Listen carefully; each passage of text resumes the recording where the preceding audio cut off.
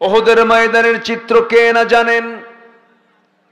বিশ্বনবীজির মুখ বরাবর পাথর মেরে ফেলা হলো, পাথর মারা হলো। নবীজির সামনের দুটো দাঁত সঙ্গে সঙ্গে ঝরে পড়ে গেল, কপালের মধ্যে লোহা বিদ্ধ হলো, গালের ভিতরে শিরস্ত্রাণের চিকন ফলা ঢুকে গেল। আমার নবীজি মুখ থুবড়ে জমিনে পড়ে গেলেন। চতুর্দিকে গুজব রটায় দিল কাফের মুশরিকরা, কতিলা মুহাম্মদ, রাসূল নিহত, মুহাম্মদ নিহত। আমার নবীজির এমন একটা কঠিন সময় চলে এলো, আমার নবীজি মুখ থুবড়ে জমিনে পড়ে গেছেন। সাইয়েদনা আলী তাকে সেই জায়গা থেকে ধরে কোনো মতো উদ্ধার করে উঁচু পাহাড়ের চূড়ায় নিয়ে গেলেন। উঁচু পাহাড়ের চূড়ায় নিয়ে যাওয়ার পরে নবীজির কপালে বিদ্ধ লোহা কে বের করবে? রাসূল বড় কষ্ট পাচ্ছেন। উবাইদ ইবনুল জাররাহ রাদিয়াল্লাহু তাআলা আনহু কপালের সাথে লোহার ফলার সাথে মুখ লাগায় দিয়ে এমন জোরে টান মারলেন, লোহা বের হয়ে আসলো, সামনের দুটো দাঁত তারও ভেঙে গেল। নবীজি বললেন, ওবায়দা, আস্তে টান দিলে তোমার দাঁতটা ভাঙতো না, অযথা তোমার দাঁতটা ভেঙে ফেললে কেন? হুজুর, আস্তে টান দিলে আপনার কষ্ট বেশি হবে, হাত দিয়ে টান দিলে পরে আরো কষ্ট বেশি পাবেন।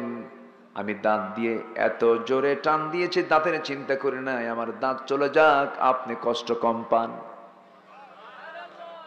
ইয়া রাসূলুল্লাহ, আল্লাহর নামের কসম করে বলছি, আমি ওবায়দা, আমি আমার কলিজার চাইতে আপনার রাসূল আপনাকে বেশি ভালোবাসি। নবীজির গালের মধ্যে লোহাবিদ্ধ হয়ে আছে। সেই ফলা কে টান দিবি? উবাইদ ইবনুল জাররাহ রাদিয়াল্লাহু তাআলা আনহু টান দিলেন, লোহা বের হয়ে আসলো, ফিনকি দিয়ে রক্ত পড়া শুরু হয়ে গেছে। সাইয়েদনা উবাইদা করলেন কি? অঞ্জলি ভরে রক্তগুলোকে হাতের মধ্যে নিয়ে আড়াল করে চষে চষে পান করছেন। রাসূল বলছেন, উবাইদা, তুমি কি পান করো? হুজুর, আপনার রক্ত পৃথিবীর কোন জায়গায় ফেলবো? খায় নিচ্ছি, পান করে নিচ্ছি। আমার রাসূল বললেন, উবাইদা, যেই দেহে বিশ্বনবী রক্ত প্রবেশ করবে সেই দেহটার জন্য আল্লাহর জাহান্নামটা হারাম হয়ে যাবে। জোরে বলি সুবহানাল্লাহ। আলেমরা পালায় নাই। এই 16 বছর যে গালিগালাজ গুলো দিয়েছে তারা, যুদ্ধাপরাধী, মৌলবাদী, কট্টরপন্থী, রাজাকার, এত গালি, এত জেল, এত হামলা, এত মামলা, কোন আলেম ওলামা, কোন রাজাকার যাদেরকে গালি দিয়েছে কেউ একটাও পাকিস্তান যায় নাই। কিন্তু ভারতীয় রাজাকাররা সব ভারতে গিয়ে পলায় বসে আছে, ঠিক কিনা?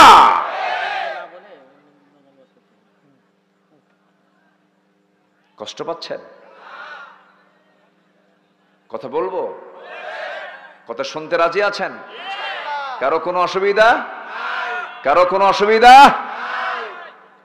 সেই নেতা মানব যে নেতার দিকে তাকালে আমার নবীর কথা মনে হয়। ক্লিয়ার? কথা ক্লিয়ার? আমরা সেই নেতৃত্বকে মানব যে নেতৃত্বের পুরস্কার আখিরাতে পাওয়া যাবে।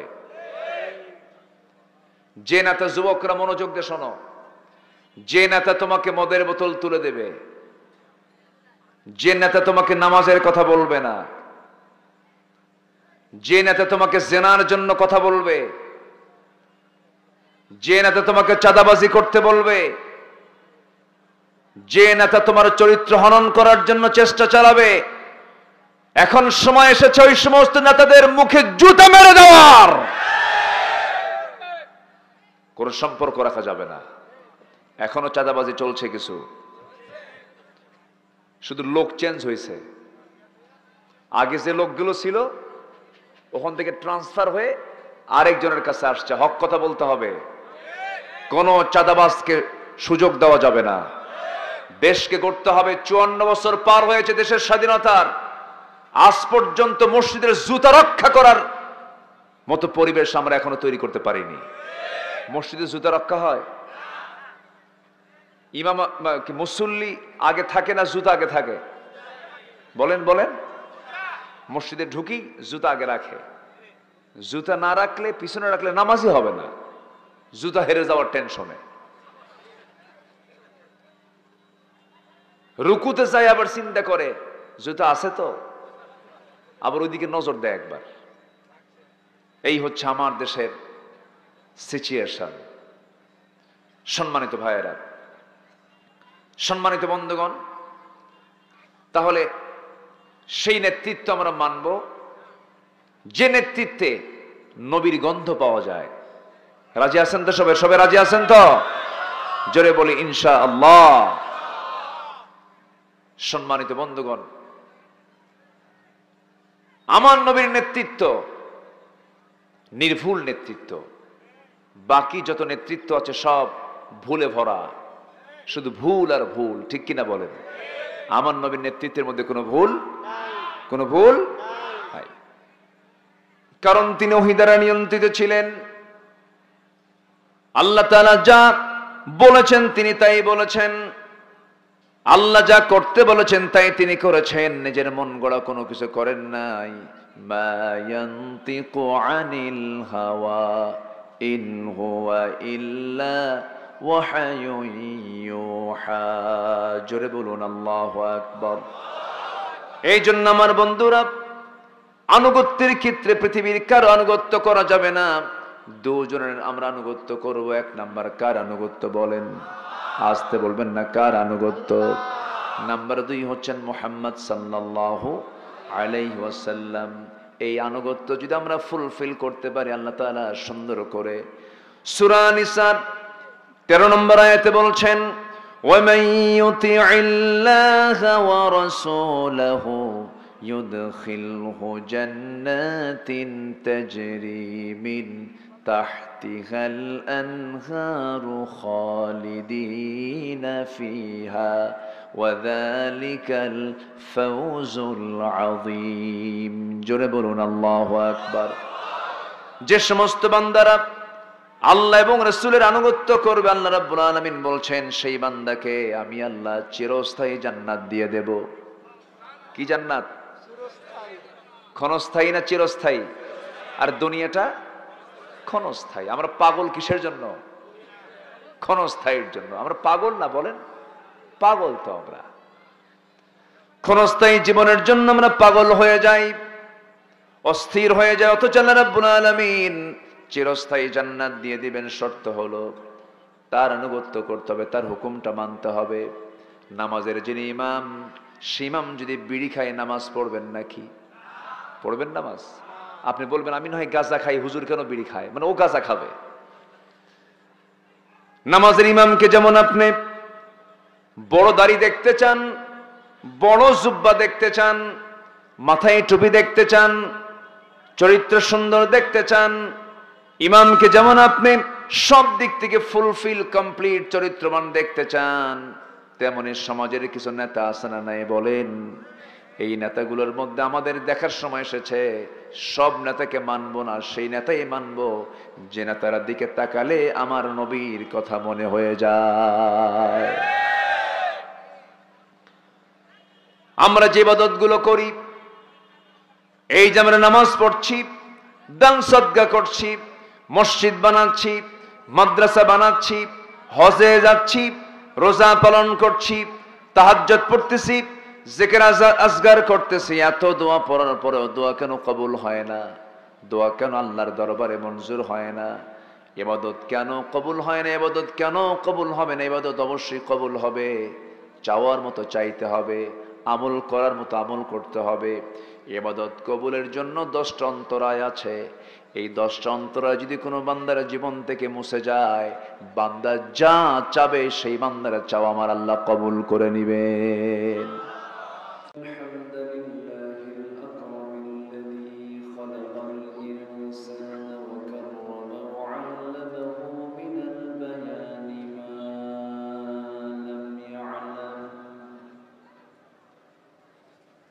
فسبحان الذي لا يحصى امتنانه باللسان ولا بالقلم نشهد أن لا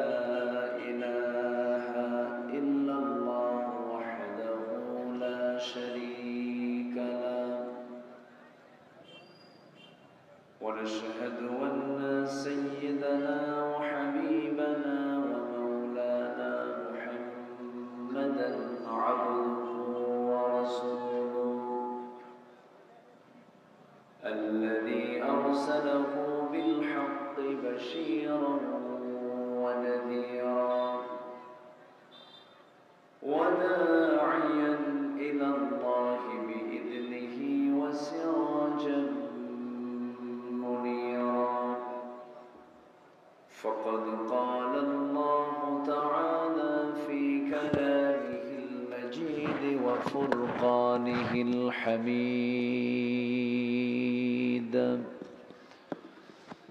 أعوذ بالله من الشيطان الرجيم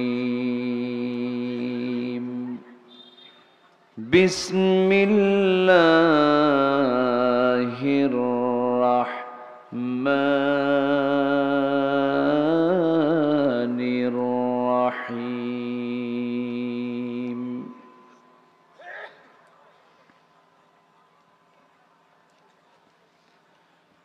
تلك حدود الله ومن يطع الله ورسوله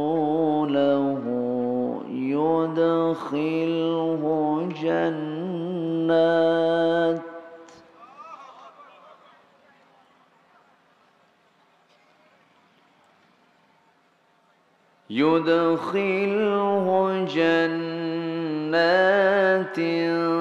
تجري من تحتها الأنهار خالدين فيها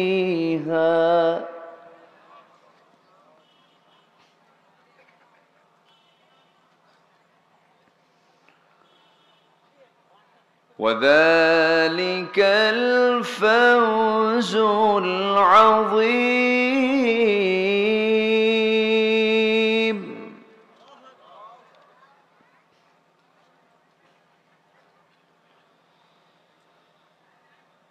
ومن يعص الله ورسوله ويتعد حدوده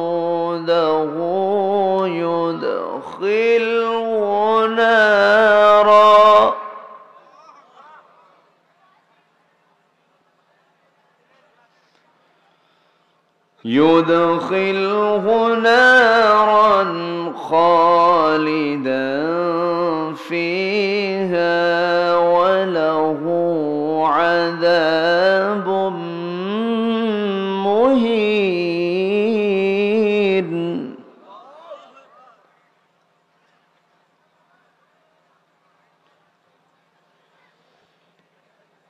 الله أكبر بسم الله الرحمن الرحيم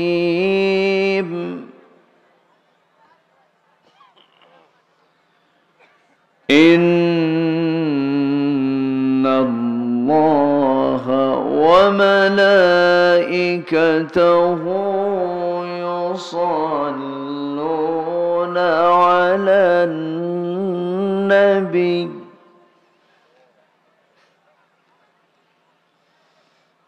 يا أيها الذين آمنوا صلوا عليه وسلموا تسليما اللهم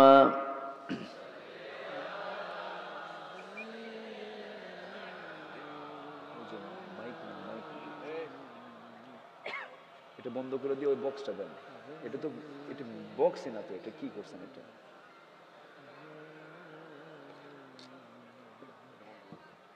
একটু মোহাব্বত দিয়ে নবীর প্রেমে মাতোয়ারা হয়ে জবান খুলে আওয়াজ দিয়ে সবাই বলুন আল্লাহুম্মা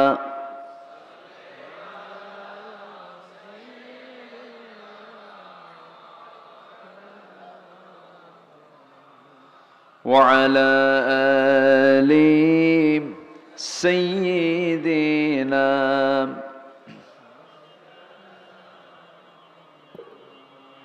رسول আমার ভালোবাসা রসুল আমার ভালোবাসা রসুল আমার প্রেম বিরহের মূল আলোচনা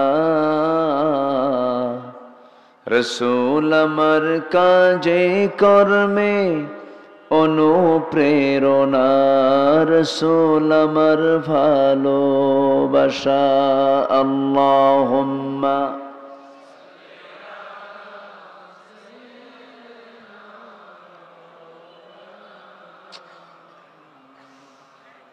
মঞ্চে কোনো আওয়াজ নাই, মঞ্চে কোনো আওয়াজ নাই,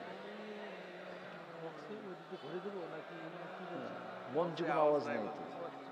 এটা কি নিয়ে আসছেন? সবাই বলি বালাগাল উলা বিকামালিহি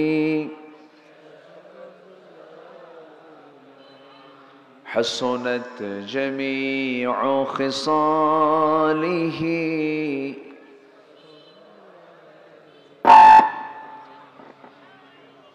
সূরত ইউসুফ বিদারি حکمت لقمان امام قاری قرآن باری یہ ہے دل سادمان ما بلغ العلا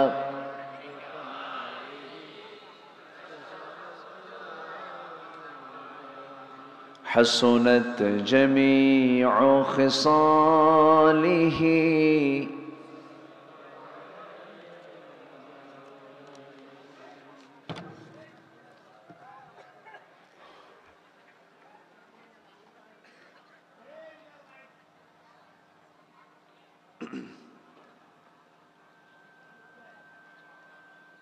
প্রাকৃতিক সৌন্দর্যের অপরূপ লীলাভূমি, সবুজ বেষ্টিত অঞ্চল, নওগাঁ জেলার সাপাহার উপজেলার 10 গ্রামবাসীর উদ্যোগে আয়োজিত ৪র্থতম তাফসীরুল কোরআন মাহফিল 2024 ইসলামী মহাসম্মেলন তেঘরিয়া হাই স্কুল ময়দানে অনুষ্ঠিত আজকের এই মহৎ আয়োজনের সম্মানিত সুযোগ্য সভাপতি জনাব আবুল কালাম আজাদ, প্রধান অতিথি জনাব আব্দুল কাদের, আজকের মাহফিলের বরেণ্য মেহমান মাওলানা নুরুল ইসলাম আরিফি, উপস্থিত হাজরাত উলামায়ে কেরাম, ফদলায়ে ইজম, সুশীল সমাজ, জাতির শ্রেষ্ঠ সন্তান শিক্ষক মণ্ডলী,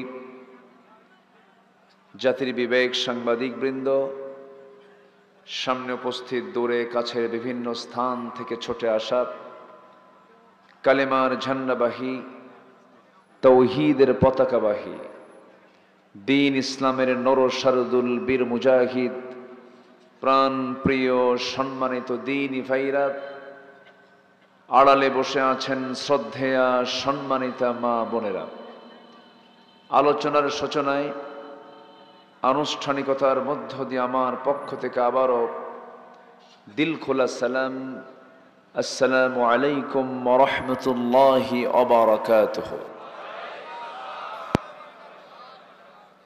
ইকোটিকো বন্ধ করে দেন, হ্যাঁ একদম প্ল্যান করে আমার কথা যেন আমি শুনতে পারি। এত কি করে রাখছেন, সব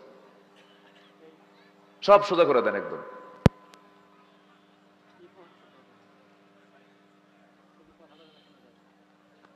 কথাই তো বোঝা যাচ্ছে না এখানে, আমি নিজের কথা নিজে বুঝতেছি না।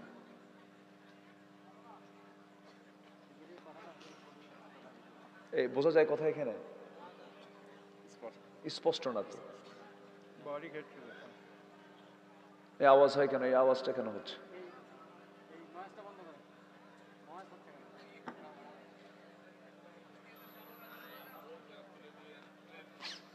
সবাই কেমন আছেন? আমাকে প্রশ্ন করলেন, আমিও ভালো আপনিও ভালো, কিন্তু মাইক তো ভালো না। হ্যাঁ, ইকো টিকো দিয়া মানে অস্থির কারবার। গান বাজনা এখানে কথা ক্লিয়ার করে।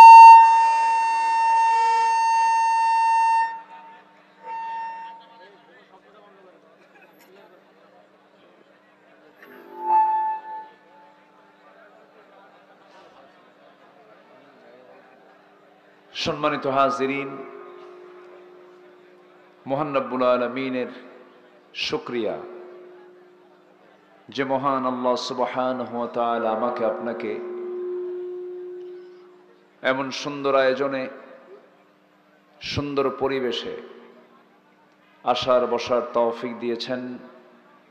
কালিমাতুশ শুকর আদায় করছি, মুহাব্বাতান বলে উঠছি আলহামদুলিল্লাহ। চিৎকার মেরে বলছি আল্লাহুম্মা ইন্নী আসআলুকা আল হুদা ওয়াত তুকা ওয়াল আফাফা ওয়াল গিনা। সবাই বলি আল্লাহুম্মা আইন্নি আলা যিকরিকা ওয়া শুকরিকা ওয়া হুসনি ইবাদাতিকা। আমরা আল্লাহ তাআলার শুকর আদায় করে নিলাম। সম্মানিত হাজিরিন, মহান রব্বুল আলামিনের অশেষ মেহেরবানি, যিনি আমাকে আপনাকে সৃষ্টির সেরা মানুষ করে পৃথিবীতে পাঠিয়েছেন। মানুষ ছাড়া আরো মাখলুক পৃথিবীতে আছে না নাই? কত হাজার? এটা ভুল কথা। কই 18,000? অসংখ্য অসংখ্য মাখলুক এই পৃথিবীতে সৃষ্টি করেছেন। তিনি আমার কে? আসতে বলবেন না, তিনি কে? আল্লাহ তাআলা। এই অসংখ্য মাখলুকের মাঝে মহান রব্বুল আলামিন আমাকে সবচেয়ে সুন্দর করে, লাকাদ খালাকনাল ইনসানা ফি আহসানি তাকওয়িম, সবচেয়ে সুন্দর করে, সুন্দর অবয়বে মাথা থেকে পা পর্যন্ত নিখুঁত করে আমাকে যিনি বানিয়েছেন তিনি আমার কে? আল্লাহ তাআলা। এবং আমাকে এত সুন্দর করে তিনি সৃষ্টি করেছেন, এমন সুন্দর করে পৃথিবীর আর দ্বিতীয় কোনো সৃষ্টিকে সৃষ্টি করা হয়নি।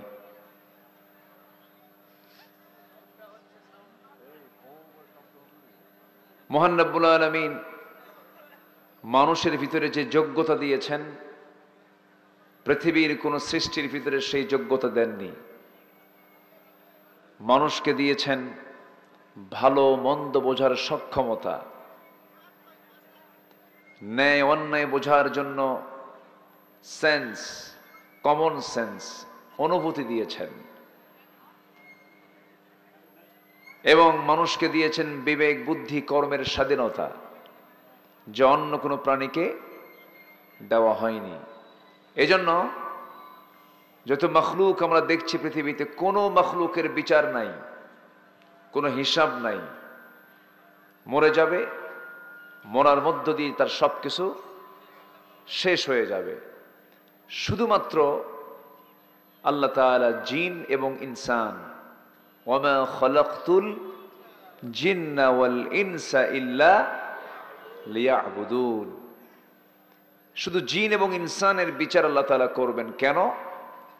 আল্লাহ তাআলা এই জিন এবং ইনসানকে শরিয়া দিয়েছেন, বিধিবিধান দিয়েছেন, আইন কানুন দিয়েছেন, এবং এটাকে মানার জন্য আল্লাহ তাআলা অর্ডার দিয়েছেন, যা পৃথিবীর কোনো প্রাণীকে দেওয়া হয়নি। অর্থাৎ এখান থেকে প্রমাণ হলো এই পৃথিবীতে মানুষ এবং জিন ছাড়া কোনো প্রাণীর আখিরাত নাই, পরকাল নাই, হাসর নাই।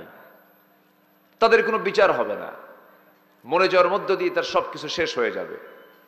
শুধুমাত্র মানুষ এবং জিনকে জবাবদিহিতার কাঠগড়ায় দাঁড় করাবেন, বিচার করবেন। সেই বিচারককে, আসতে বলেন, সেই বিচারককে আল্লাহ তাআলা। আল্লাহ রাব্বুল আলামিন প্রত্যেক বান্দার বিচার করবেন। এবং তিনি এমন আয়াত দিয়েছেন, ভয়ঙ্কর আয়াত, যারা পারেন ঠোঁট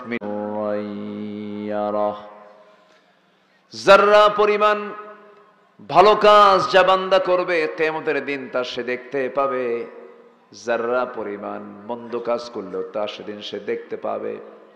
আমার বন্ধুগণ, কোনো কিছুই বাদ থাকবে না। আল্লাহ রাব্বুল আলামিন বলেন, ইকরা কিতাবাকা কাফা বিনাফসিকাল ইয়াওমা আলাইকা হাসিবা। তুমি তোমার নিজে আমলনামা পাঠ করো, সারা জীবন কি করেছ, আজকের বিচারের জন্য কাউকে লাগবে না, তুমি নিজেই যথেষ্ট। তুমি কি কি আমল করেছ, তোমার গোটা জীবনের সমস্ত কর্মকাণ্ড এই মেমোরি, এই চিপের মধ্যে দিয়ে দিলাম, সব তুমি দেখে নাও।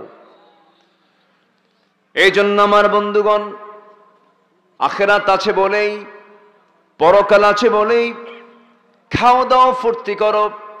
দুনিয়াটা মস্ত বড়, এমন নীতিতে বিশ্বাস করা যাবে না। মন যা চাই তা করা যাবে না। আমাকে চলতে হবে আমার মন মতো, না আল্লাহর বিধান মতো। আমার মন মতো না আল্লাহর বিধান মতো? আল্লাহর বিধান মতো।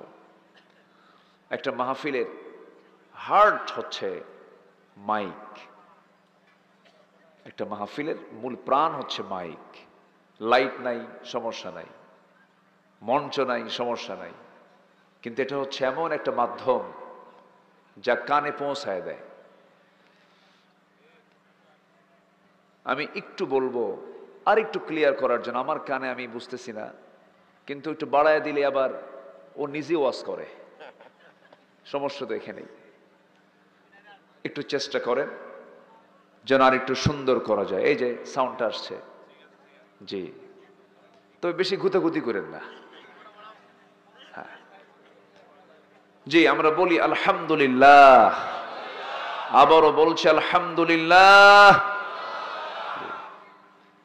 সম্মানিত ভাইয়েরা, আমার দিকে তাকান, তাহলে আমাদের জবাবদিহিতা আছে না নাই বলেন তো? কার আদালতে? আসতে বলবেন না। কার আদালতে? বিচার করবেন কে? কার বিচার করবেন? আমাদের। আমরা যখন নামাজে দাঁড়াই, আল্লাহ যে বিচার করবেন সে ব্যাপারে তিনি নিজেই পরিচয় দিচ্ছেন। যারা পারেন ঠোঁট মিলিয়ে বলুন আলহামদুলিল্লাহি রাব্বিল আলামিন আর রহমানির রহিম মালিকি ইয়াউমিদ্দিন। বিচার দিবসের মালিক তিনি আমার কে? আল্লাহ বিচার করবেন, অবশ্যই তিনি বিচার করবেন। বিচার না করে তার খেয়াল খুশি মতো কাউকে জান্নাত দিবেন, কাউকে জাহান্নাম দিবেন, তা হবে না। কারণ আল্লাহ নিজেই বলেছেন, ওয়াকিমুল ওয়াজনা বিল কিসতি ওয়ালা তুখসিরুল মিজান। ওজনটাকে কায়েম করো, মিজানটাকে ক্ষতিগ্রস্ত করো না। দুনিয়াতে যার ওজন ঠিক থাকবে, আখিরাতেও তার ওজন ঠিক থেকে যাবে। দুনিয়াতে যার মাপ ঠিক থাকবে, আখিরাতেও তার মাপ ঠিক থাকবে। এই মাপ বলতে অনেক কিছুই বোঝানো হয়েছে। ধরুন, ক্ষমতার মসজিদে বসেছে, সেই ক্ষমতার মসজিদে বসে সেখানেও ওজন আছে না নাই? আসতে বলবেন না, ওজন আছে না নাই? আমার জায়গায় এক আইন, অন্যের জায়গায় আরেকটা আইন। আমার দলের নেতা কর্মীর জন্য এক আইন, অন্য দলের নেতা কর্মীর জন্য আরেক আইন। এ ওজন কি ঠিক থাকলো? আইন কি সবার জন্য দুই রকম না এক রকম? দুরকম না এক রকম? বিগত 16 বছর যে টাইমটা আমরা দেখেছি, আইন কি সবার জন্য একরকম ছিল? ছিল একরকম? ছিল না। মনে যা চেয়েছে, মন যা চাইছে তাই হয়েছে। সম্মানিত ভাইয়েরা, মন যা চায় তা করা যাবে না। মন যা চায় তা করলে যা হয়েছে তাই তো হবে, ঠিক কিনা? ফেরাউনও তাই করেছিল। ফেরাউন বেঁচে ছিল 1600 বছর। কত বছর? আর এরা ছিল হলো 16 বছর। সংখ্যা কিন্তু মিলে গেছে, কিন্তু বিগ ফেরাউন আর মিনি ফেরাউন কম করেনি। আয়না ঘর বানিয়েছিল তারা। এগুলো তো মিডিয়াতে আসে নাই। ওই দলের নেতা কর্মীদেরও জানা ছিল না এত ঘৃণ্য, এত জঘন্য, এত লোমহর্ষক কাহিনী তারা রচনা করেছিল। ওই দলের নেতা কর্মীরাও আজকে তারা আফসোস করছে, এত জঘন্য ঘটনা এটা আমরা জানতাম না। তারাও বলছে, বিবেকবান মানুষ অন্যায় কি কখনো ন্যায় বলতে পারে? ন্যায় বলতে পারে?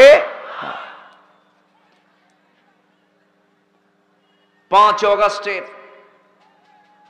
পরের দিন ঢাকার আশপাশের সমস্ত ভাস্কর্যগুলো যখন ভাঙতেছিল, একজন তো মূর্তির মাথার উপরে যা বসে আছে, ভাঙতেছে। তো এই চিত্র দেখে ডক্টর ইউনূসকে সাংবাদিক জিজ্ঞাসা করেছে যে এইগুলো হচ্ছে কেন, এই সমস্ত আচরণগুলো কেন আমরা দেখতে পাচ্ছি, এর কারণটা কি? ইউনূস জবাবে বললেন, এই প্রশ্ন আমাকে করেন কেন?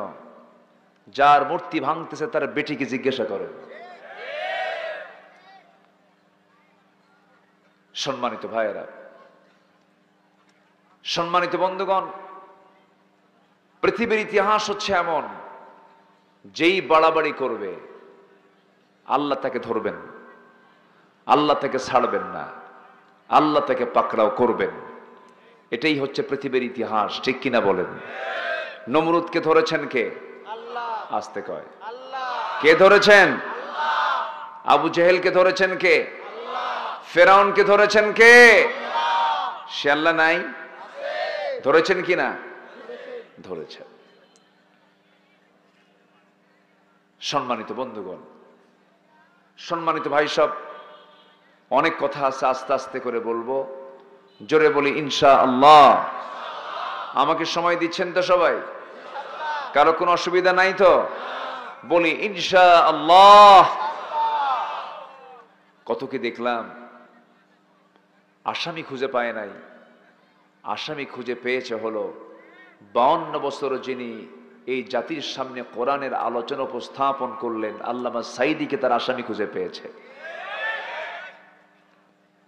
কত দাগি দামি মাস্তান, দাগি দামি আসামি, খুনি রাজপথে বুক উঁচু করে চলাফেরা করলো, তাদের দিকে নজর পড়ল না, নজর পড়ে গেছে হলো আল্লামা সাঈদীর দিকে।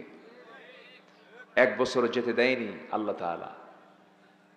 2023 সালের 13ই অগাস্টে একটা সুস্থ মানুষকে জেলখানা থেকে বের করে চিকিৎসার নামে সেই কাশিমপুর কারাগার থেকে গাজীপুর সদর হসপিটাল সবকিছু বাদ দিয়া সোজা নিয়ে চলে আসছে হলো শাহবাগের সেই মেডিকেলে। শাহবাগে মেডিকেলে নিয়ে এসে বঙ্গবন্ধু মেডিকেলে ভর্তি করায়া একজন অসুস্থ মানুষের সন্তানদের তার বাপ মাকে দেখার অধিকার আছে না নাই? তার 2টা সন্তান তখন দেশে, একজনকে সাক্ষাৎ করতে দেয়নি, 24 ঘন্টা পারও হতে দেয়নি। ঘৃণ্য চক্রান্তের মধ্য দিয়ে একটা মেডিকেল টিম বসিয়ে তারা পয়জনিং করে, বিষ প্রয়োগ করে তাকে হত্যা করা হয়েছে। মাহফিলের এই প্ল্যাটফর্ম থেকে সুস্পষ্ট ভাষায় জানিয়ে দিতে চাই, অবিলম্বে এই জামানার একজন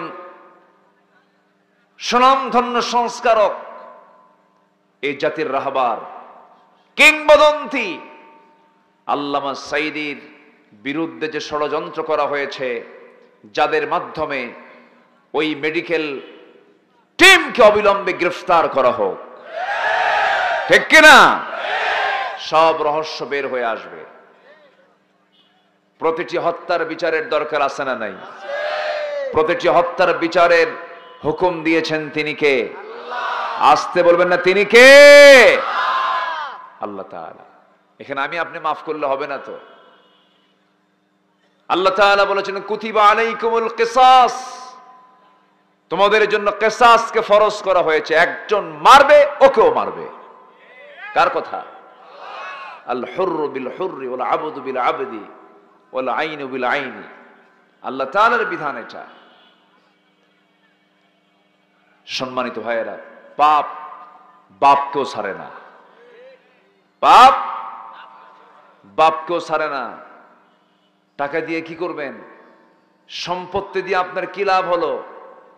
দেশের একজন টপ লিস্টেড ধনী, বেক্সিমকো গ্রুপের মালিক, মাথা থেকে পা পর্যন্ত সূরতে জিবরাইল, কি সুন্দর তার চেহারা।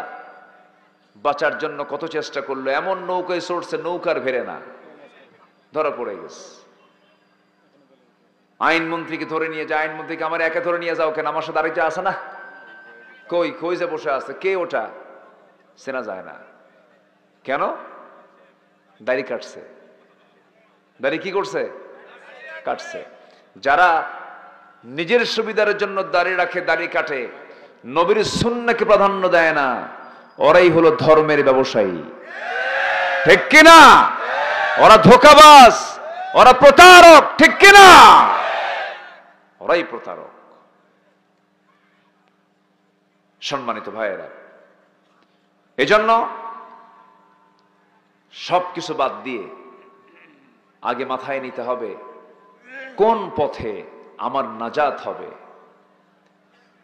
কোন দল আপনি করতে গেলেন, যে দলের নেতা আপনাকে থুইয়া দৌড় মারে? হ্যাঁ, আমার নবীর চরিত্র কেমন ছিল? আমার নবীজি কোন যুদ্ধের ময়দান থেকে কি পালাইছেন? সকল যুদ্ধে আমার নবীজি পিছনে না আগে। মার খেয়েছেন কম না বেশি? বলেন কম না বেশি? বেশি মার খেয়েছেন। কোন যুদ্ধে আমার নবীজি পিছিয়ে ছিলেন না।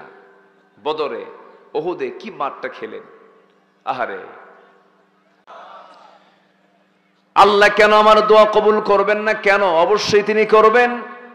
আল্লাহ নিজেই তো বলছেন উদউনি আস্তাজিব লাকুম। আরেক জায়গায় বলছেন কুল ইয়া ইবাদিয়াল্লাযীনা আসরাফু আলা আনফুসিহিম লা তাকনাতু মির রাহমাতিল্লাহ ইন্নাল্লাহা ইয়াগফিরুদ যুনুবা জামিআ। জোরে বলুন আল্লাহু আকবার। আল্লাহ বলছেন বান্দারে, তুই কত গুনাহ জীবনে করেছিস, আমার কাছে চোখের পানি ফেলে তুই ক্ষমা চা, যত গুনাহ আছে সব গুনাহ মাফ করে দেব। আমাকে মাফ করবেন কে? কিন্তু মাফ হয় না কেন? আল্লাহ মাফ করেন না কেন? ইবাদত কবুল হয় না কেন? এর পেছনে 10টা কারণ আছে, 10টা অন্তরায় আছে। একটাও কি বলেছি নাকি? শুনবেন? আগ্রহ আছে? কারো কোনো সমস্যা নাই তো? জোরে বলি ইনশাআল্লাহ। আসুন আমরা মূল পয়েন্টের দিকে আস্তে আস্তে চলে যাচ্ছি। ইবাদত কবুলের পথে অন্তরায় হলো 10টা। ইবাদত কবুল হবে না কয়টা কারণে? 10টা কারণে। আসুন একটা একটা করে আমরা শুনি। সম্মানিত ভাইয়েরা, নওগাঁ জেলার নাম কি? নও মানে হচ্ছে নতুন, আর গা হলো গ্রাম। মানে এই নওগাঁর কোনোদিন পুরাতন গা হবে না, এটা চিরজীবন নতুনই থেকে যাবে। আল্লাহ আপনাদের সবাইকে সারা জীবন নতুনই রাখুন। জোরে বলি আমিন। কিন্তু দাড়ি তো পেকেই যায়, তাই না? দাড়ি তো আর সেই নতুন নাই, এই যে দাড়ি পেকে গেছে, তাই না? এই যে দাড়ি আর নতুন নাই, সব দাড়ি সাদা হয়ে গেছে। একদিন সবার সাদা হয়ে যাবে, যাবে না? সাদা হয়ে যাবে না? সাদা হয়ে যাবে। তাহলে কি আর নওগাঁ থাকলো? পুরাতন হয়ে গেল। আল্লাহ আমার ভাইকে দাড়িওয়ালা বানান। কি কোন আপনারা? আপনার দাড়ি না রাখলেও চলবে নাকি? হ্যাঁ, শুধু আমি ওনাকে বুঝাইছি, শুধু সবাই দাড়িওয়ালা হয়ে যাব। জোরে বলি ইনশাআল্লাহ। আল্লাহ তুমি সবাইকে দাড়িওয়ালা বানাও। জোরে বলি আমিন। এমনও দেশ আছে যে দেশে দাড়ি রাখা বাধ্যতামূলক হয়েছে। একটা দেশ, এই তো কয়েকদিন আগে আমেরিকা খুব মাতব্বরি করলো, কিন্তু পারে নাই, লেজ গুটায় চলে গেছে। পর্দাকে বাধ্যতামূলক করে দেওয়া হয়েছে।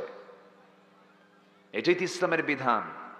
আর এগুলো মানতে গেলে, বলতে গেলে আমরা হয়ে যাই জঙ্গি, মৌলবাদী, উগ্র, সন্ত্রাসী, না? কত কি আমাদেরকে গালমন্দ করা হয়। এই জমিনটা কার? আসতে বলবেন, জমিনটা কার? এই জমিন আইন চলতে হবে কার? যারা চায় না তারাই মুনাফিক। যারা চায় না তারা কি? আমার দেশে ওরকম মুনাফিক তো নাই, আছে না নাই? ৭১ থেকে ২০২৪ সাল যত সরকার ক্ষমতায় ছিল, কোন সরকারকে দেশে কোরআনের আইন চালু করেছে? চালু করেছে?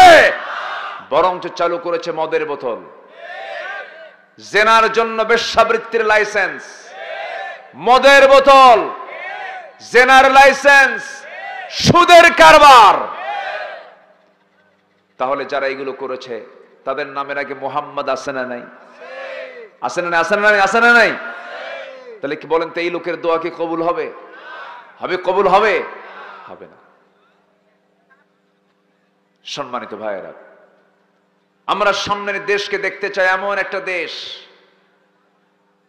যে দেশে প্রতিটি নাগরিকের সমান অধিকার থাকবে, আইন বিচার থাকবে স্বাধীন, বিচার বিভাগে কোনো প্রভাব ফেলতে পারবে না কেউ। এমন একটি সুন্দর কল্যাণ রাষ্ট্র আমরা দেখতে চাই কিনা বলেন? সেটা নিরাপদ কার হাতে? চোরের হাতে? চোরের হাতে নিরাপদ? যারা এই দেশকে 18 লক্ষ কোটি টাকা ঋণগ্রস্ত করে নিজেদের পকেটেই তারা 11 লক্ষ কোটি টাকা দেশ থেকে পাচার করেছে, তাদের হাতে দেশ নিরাপদ নয়। তারা দেশের দুশমন। দুশমনদের সাথে আমাদের বন্ধুত্বের কোনো সম্পর্ক থাকতে পারে না।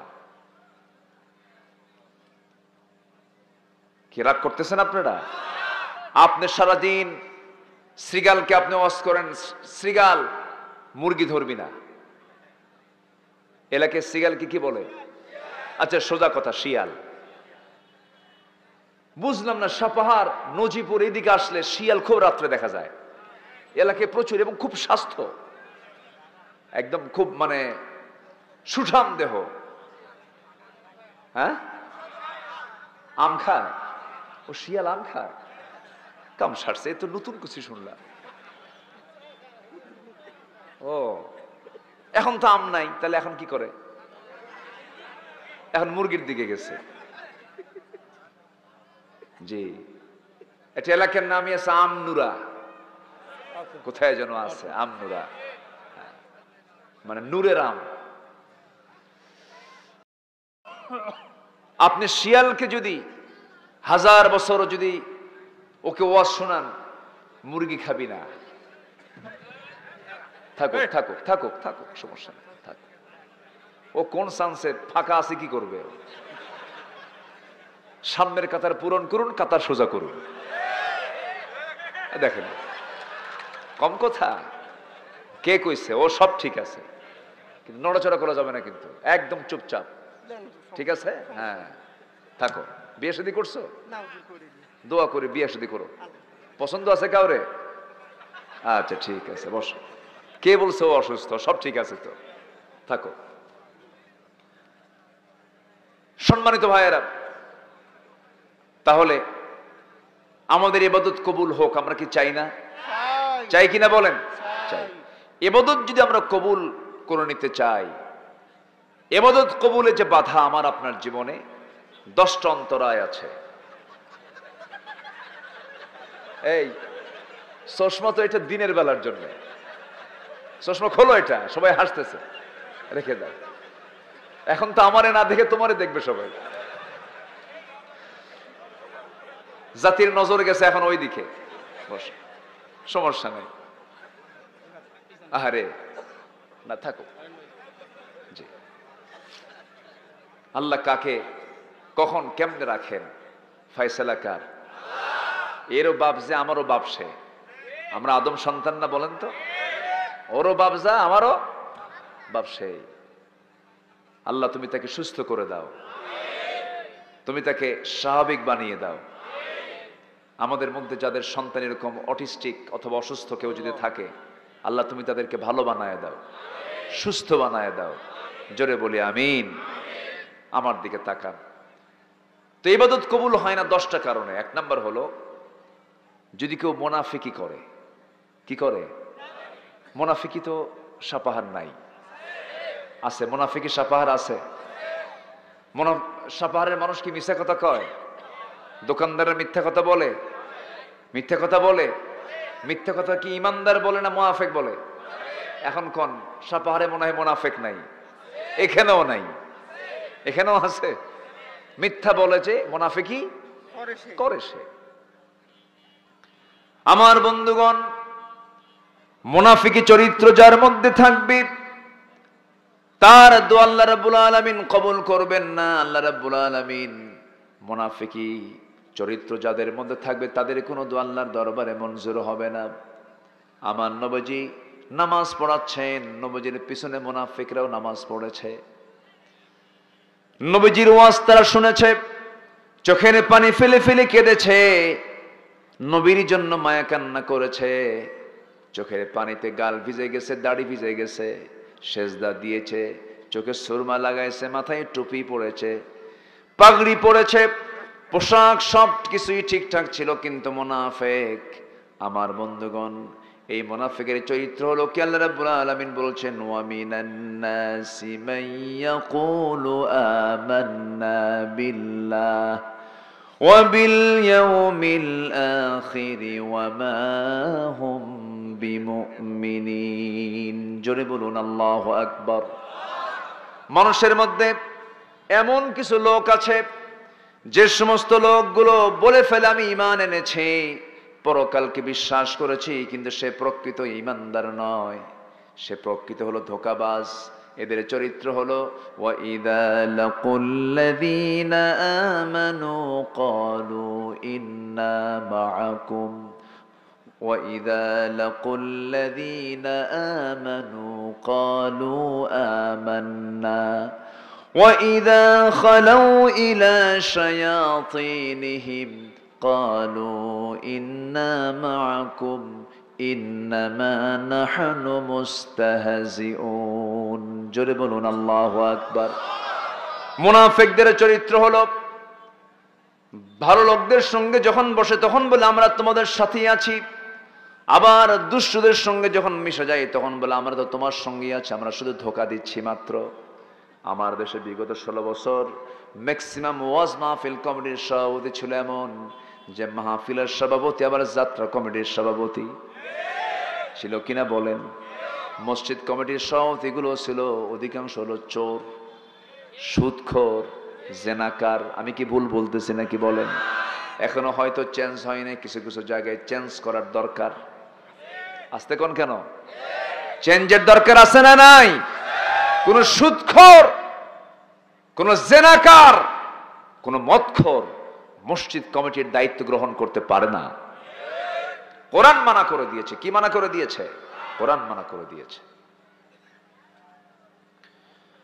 মুনাফিকদের শাস্তি সবচাইতে বেশি। কিন্তু আমি মুনাফিক কিনা আমি বুঝবো কেমনে? আপনি মুনাফিক কিনা আপনি বুঝবেন কেমনে? এটাও তো একটা চিন্তার বিষয়। একটু কান লাগায় এই কথাটা একটু মনোযোগ সহকারে শুনুন। আমার বন্ধুগণ, একজন সাহাবীর নাম হানজালা রাদিয়াল্লাহু তাআলা আনহু। কি নাম বলেন? হানজালা। এই সাহাবী একদিন হঠাৎ করে বাড়ি থেকে বের হলেন, হাউমাউ করে চিৎকার করে কান্নাকাটি করছেন আর বলছেন, না ফাকা হানজালা, না ফাকা হানজালা।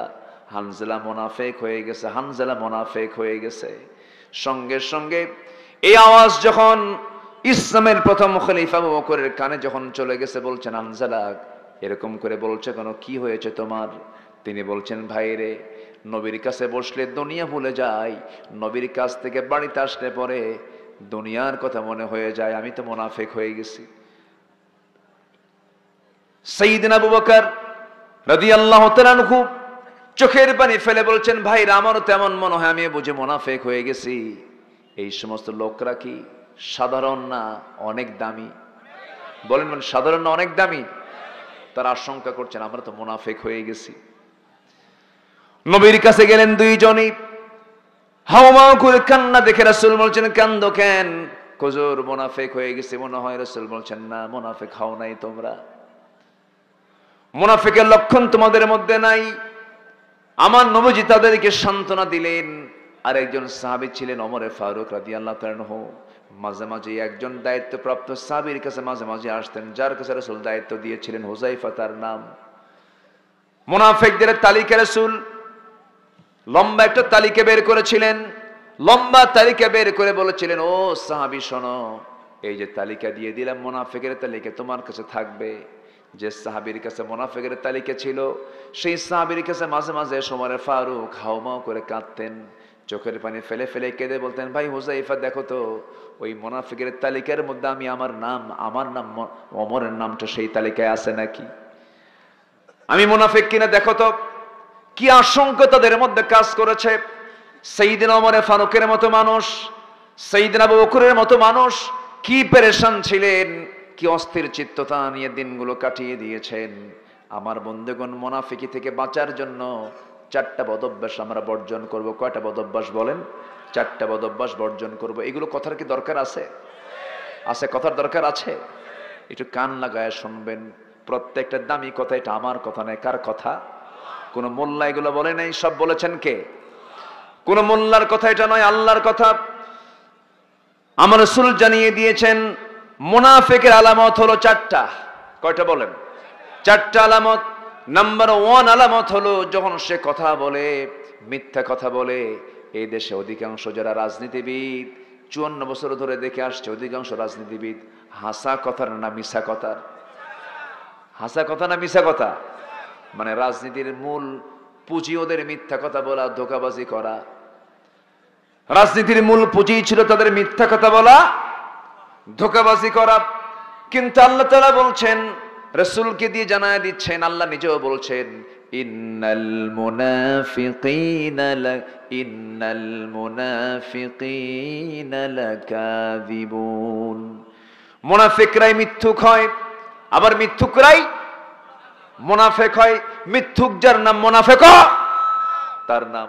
এখন চিন্তা করে দেখুন, বুকে হাত দিয়ে দেখুন তো, আব্দুল করিম, আব্দুর রহিম, আব্দুল মালিক, আব্দুল গফুর, তুই বল, তুই মিথ্যা কথা বলেছিস নাকি? যদি আমার মন বলে আমি মিথ্যা কথা বলেছি, নবীজির কথা অনুযায়ী আমার পরিচয় কি হয়ে গেছে? বলেন, কি হয়ে গেছে? মুনাফিক হয়ে গেছে। আল্লাহ, তুমি আমাদেরকে মুনাফিকের কাতারে নিও না। জোরে বলি আমিন। আরো জোরে আমিন, আরো জোরে আমিন। আমার বন্ধুগণ, এই পৃথিবীতে একজন মানুষ যার জীবনে একটা মিথ্যা কথা তার মুখ থেকে কোনোদিন বের হয় নাই, এই একটা মানুষ ছাড়া পৃথিবীর কোনো মানুষ তা বলতে পারবে না। আমিও পারবো না, আপনিও পারবেন না, পৃথিবীর কেউ পারবে না। একজন মানুষের জীবনে একটা মিথ্যা কথা বের হয় নাই মুখ থেকে, তিনি কে বলুন তো? বলুন, মুহাম্মদ সাল্লাল্লাহু আলাইহি ওয়াসাল্লাম। ইব্রাহিম আলাইহিস সালাতু ওয়াসসালামের মতো নবী, এত বড় পয়গম্বর, আল্লাহ যাকে জাতির পিতা বানায় দিয়েছেন, আমাদের জাতির পিতাকে আরো জোরে, আরো জোরে, আরো জোরে। মনে থাকবে? মনে থাকবে তো? এটা জোর করে পাওয়ার জিনিস না, এটা নির্ধারণ করে দিয়েছেন তিনি কে? সূরা হজ পড়বেন, সূরা হজ, সূরা হজের শেষ আয়াত, মিল্লাত আবিকুম ইব্রাহিম, তোমাদের জাতির পিতা হলো ইব্রাহিম। সম্মানিত ভাইয়েরা, তিনি সফরে বের হলেন তার বউকে নিয়ে। এরপরে ওনাকে বলা হলো, চলো আমরা ওকাজ মেলায় যাব। কেন যাব না? কেন? অসুস্থ আমি, ইন্নী সাকিম। তিনি তার জীবনে 3টা হিকমতপূর্ণ কথা বলেছেন। মিথ্যা বলা যাবে না এটাকে। আবার পুরোপুরি তিনি ডিরেক্ট বলেননি, একটু প্রজ্ঞার সাথে কথাটা বলেছেন। ওনাকে বলা হলো চলো যাই, না আমি যাব না। কেন? আমি অসুস্থ। অথচ তিনি সুস্থ ছিলেন। কিন্তু তিনি অসুস্থ কিভাবে? মানসিকভাবে তিনি অসুস্থ ছিলেন। মূর্তি পূজা একজন মুসলমানের সহ্য হতে পারে? আসতে বলেন, পারে? ইব্রাহিম আলাইহিস সালাতু ওয়াস সালাম, তিনি একজন নবী, তিনি তো মূর্তি সহ্য করতে পারবেনই না। আবার সেই মূর্তি বানায় হলো তারই বাবা। তার বাবার নাম কি বলেন তো? ওরে সব তো ওয়াজ মুখস্থ সবাই, বলি আলহামদুলিল্লাহ। আজর মূর্তি বানায়, আর তার ছেলে হলো আল্লাহর পয়গম্বর। মূর্তি বানায় বানায় সেই মূর্তিগুলো বাজারে নিয়ে বিক্রি করে। এমন রব, এমন মূর্তি, এমন প্রভু যে রব নিজের হাতে বানায় আবার টাকা দিয়ে বিক্রি করে, টাকা দিয়া বিক্রি করে। ইব্রাহিম আলাইহিস সালাম একদিন দেখলেন বাবা মূর্তিগুলো বানায় রোদ্রে শুকাতে দিয়েছেন। বাপ যাওয়ার সময় বলতেছে, আমার ছেলে ইব্রাহিম, এই যে মূর্তিগুলো, দেবতাগুলো তুমি সুন্দর করে ঝুড়িতে করে বাজারে নিয়ে আসো, বাজারে বিক্রি করে ফেলবো আমি। ইব্রাহিম আলাইহিস সালাম করলেন কি, মূর্তিগুলো ঝুড়ির মধ্যে ঠিকই তুললেন, কিন্তু ঘাটটা মটকায় দিলেন। ঘাটটা কি করলেন? মটকায় দিলেন। ঘাড় মটকায় দিয়া মূর্তিগুলো কি ঝুড়িতে করে যখন নিয়ে আসলেন বাজারের দিকে, বাবার সামনে যখন ঝুড়িটা রেখে দিলেন, একটার মূর্তির মাথা ঠিক নাই। ইব্রাহিম আলাইহিস সালামকে লক্ষ্য করে বাপ বলতেছে, বাজান কি করছো? এগুলো সব ভেঙ্গে চুরমার করে দিয়েছ। এবার তিনি মুস্কি হাসি মেরে বলছে, আব্বা এই মূর্তিগুলো যখন ঝুড়িতে নিয়ে যখন মাথায় তুলতে নিলাম, ওদের মধ্যে মারামারি শুরু হয়ে গেল। কি শুরু হলো? এমন মারামারি থামাতেই পারি না। বললাম থাম থাম, নিচে রাখতে রাখতেই দেখি সবগুলো সব মাথা ভেঙ্গে চুরমার হয়ে গেছে। বাপ মনে মনে চিন্তা করে, বাজান তুই এমন গ্রামার খাটালি, জবাব দিতে গেলেই ধরা খেয়ে যাব, জবাব দিতে গেলেই ধরা খেয়ে যাব। সেই ইব্রাহিম আলাইহিস সালাম বলেছিলেন, ইন্নী সাকিম, আমি অসুস্থ।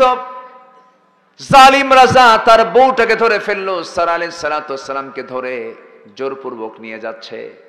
সে প্রশ্ন করলো, এই মহিলা তোমার কি পরিচয়? তিনি বললেন, এটা আমার বোন হয়। বউকে কি বললেন? বোন বলে ফেললেন। আমার বন্ধুগণ, ইব্রাহিম আলাইহিস সালাম জীবনে হিকমতপূর্ণ কৌশল করেও কথা বলেছেন, যদিও সেটা মিথ্যা নয়, কিন্তু আমার নবীজির জীবনে একটা কৌতুক করেও মিথ্যা তার মুখ থেকে বের হয় নাই। তিনি হচ্ছেন আমার নবী মুহাম্মদ সাল্লাল্লাহু আলাইহি ওয়াসাল্লাম। মুনাফিকি থেকে বাঁচার জন্য এক নম্বর উপায় হলো কি? ছেড়ে দেওয়া। বলেন, আসতে বলবেন না, কি ছেড়ে দেওয়া? বলেন, মিথ্যা কথা আমরা ছেড়ে দেব। একদিন না সব দিন, এক সময় না সব সময়, সব সময় মিথ্যার কাছে যাব না। যে বান্দা মিথ্যা ছেড়ে দেবে, সেই জিহ্বায় যা চাবে আল্লাহর কাছে, সেই চাও আল্লাহ রাব্বুল আলামিন কবুল করে নিবেন। জিহ্বায় মিথ্যা আসা মানে জিহ্বার ক্যান্সার হয়, আর ওই ক্যান্সার নিয়ে যদি অ্যান্সার পেতে চায়, অ্যান্সার আছে নাই। এই জন্য জিহ্বাকে পবিত্র রাখার জন্য শর্ত হলো মিথ্যা ছেড়ে দেওয়া। এক সাহাবী এসে বলছেন, ইয়া রাসূলুল্লাহ, আমি বেশি আমল করব না, আপনি আমাকে একটা আমল শেখায় দেন। রাসূল বলেন, তোমার জন্য আমি একটা আমল শেখায় দিলাম, সেটা হলো মিথ্যা ছেড়ে দাও, তুমি জান্নাতে চলে যাবে। যাও, এক আমল শেখায় নাও, যাও। আমার বন্ধুগণ, নাম্বার 2 হলো ওয়াদা যারা ভঙ্গ করবে। এটা তো নাই মনে হয়, আছে? জমি বিক্রি, সাপাহারের 1 বিঘা জমি একজন বিক্রি করে ফেলেছে, বায়নাও নিয়েছে, বায়না পত্র করেছে 10 লক্ষ টাকা বিঘা, 33% জমি, সব কিছু ক্লিয়ার হয়ে গেছে, শুধু রেজিস্ট্রেশন বাদ আছে। 2 মাসের মাথায়, 3 মাসের মাথায় দলিল হবে। 2 মাসের মাথায় একজন এসে বলল, ভাই এই জমিটা আমার দারুণ প্রয়োজন, আমি তোমাকে প্রয়োজনে 10 লক্ষ টাকা দেব। কয় লাখ বেশি কইল? আগে কইছিল কত? বিক্রি হয়েছে কত টাকায়? 9 লাখ টাকায় বিক্রি করেছে। বায়না পত্র হয়ে গেছে, কথাবার্তা চূড়ান্ত হয়ে গেছে, ওয়াদা দেওয়া হয়ে গেছে। 2 মাস পরে আরেকজন এসে বলল, ভাই তোমার জমিটা আমি নেব, তোমাকে 10 লাখ দেব। এই 1 লক্ষ টাকার লোভে আগের ওয়াদা ভঙ্গ করা মানুষ মনে হয় সাপাহার উপজেলায় নাই। আছে কি না? আছে, এরকম হয় না অহরহ। চরম বড় অপরাধ এগুলো। লেনদেন হয়ে গেছি, দলিল হোক আর না হোক, মুখের জবানটা মুখের দলিল, বড় দলিল, ঠিক কিনা বলেন? দেশ থেকে পালানোর 5 দিন আগে বলল, হাসিনা পালায় না। হাসিনা কি করে না? পালায় না। 7 দিন গেছে, তারপরে কি হয়েছে? গেছে, পালায় গেছে। একা গেছে না সবাইকে নিয়ে গেছে? হ্যাঁ, একা চলে গেছে, সবাইকে নিয়ে যায় নাই। সম্মানিত ভাইয়েরা, আল্লামা সাঈদীর 25 বছরের একটা কথা ছিল, গাছের গোড়ায় নাড়া দেব, মামু বাড়ি দিল্লি গিয়ে পড়বা। সেই দিল্লি গিয়ে পড়েছে, ঠিক কিনা বলেন? উনি বলেছিলেন এমন একটা সময় আসবে, এমন একটা দিন বাংলার জমিনে আসবে, যে জমিনে নাস্তিকরা পালানোর জন্য একটা ইঁদুরের গর্ত খুঁজে পাবে না। কথা কি মিলেছে? আমরা স্পষ্ট ভাষায় জানিয়ে দিতে চাই, টুডে অ্যান্ড টুমরো এদেশের পূর্ব দিগন্তে ইসলামের সূর্যোদয় হবে। রক্ত ঝরা শুরু হয়েছে, প্রয়োজনে যদি আরো রক্ত দিতে হয় দিন কায়েমের জন্য, সবাইকে দিতে রাজি আছেন? সবাইকে দিতে রাজি আছেন? রাজি আছেন কারা কারা? হাত উঁচু করে দেখান মুসলমান।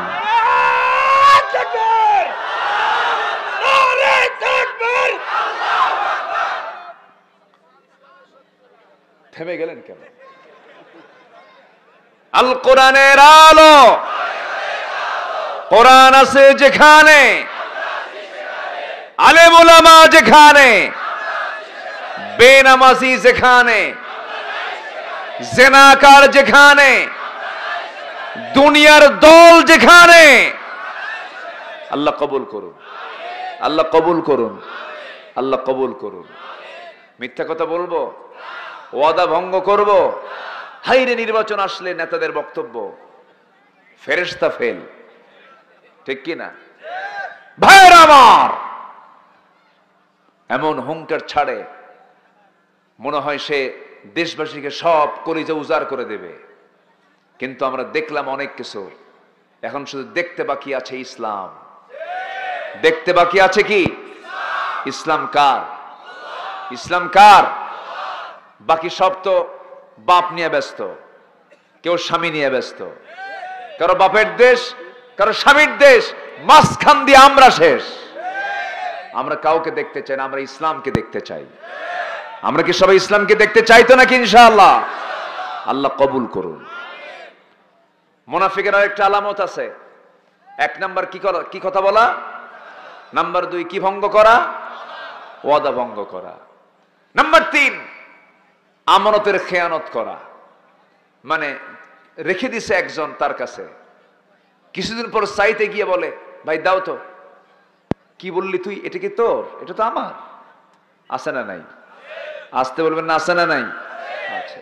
আর গোটা 55,000 বর্গ মাইল একটা আমানত তোমার হাতে দেওয়া হয়েছে, তুমি পেয়েছো, কিন্তু এই আমানত তুমি রক্ষা করতে পারো নাই। এর মানে কি? সে কি হয়ে গেছে? মুনাফিক হয়ে গেছে। নাম্বার 4 হলো যখন সে কারোর সঙ্গে কথা বলে, মুখ থেকে বাজে কথা বলে, বেফাঁস কথা বলে, মুখ খারাপ করে কথা বলে, আজে বাজে বাবার নাম ধরে গালিগালাজ পারে, এমন জাতীয় চরিত্র আমার দেশের কোনো মানুষের মধ্যে মনে হয় নাই। বিশেষ করে আমার বুকটা ফেটে যায় মোটর শ্রমিকের ডিপার্টমেন্ট যারা কাজ করেন, যদি কোনো পাবলিক বাসে ওঠা হয়, বিশেষ করে ঢাকার যে সমস্ত ঢাকার সিটির মধ্যে যে সমস্ত বাসগুলো আছে, এই সমস্ত বাসে উঠলে পরে দেখা যায় খারাপ ভাষা কাকে বলে, বাজে কথা কাকে বলে। একজন মুসলমান একজন ইমানদার কখনো এরকম বাজে করে কথা বলতে পারে না। মার নাম ধরে গালি দেয়, বাবার নাম ধরে গালি দেয়, এমনি গালি দেয়, হাসতে হাসতে গালি দেয়, আছে না নাই? এগুলো কিসের লক্ষণ? মুনাফিকের লক্ষণ। মুসলমানদের ঈমান হবে জবান রক্ষা করা। মুসলমান কথা বলবে আগে না চিন্তা করবে আগে? বলেন কি করবে আগে? চিন্তা করবে আগে। আমি কি দোয়া করে দেব?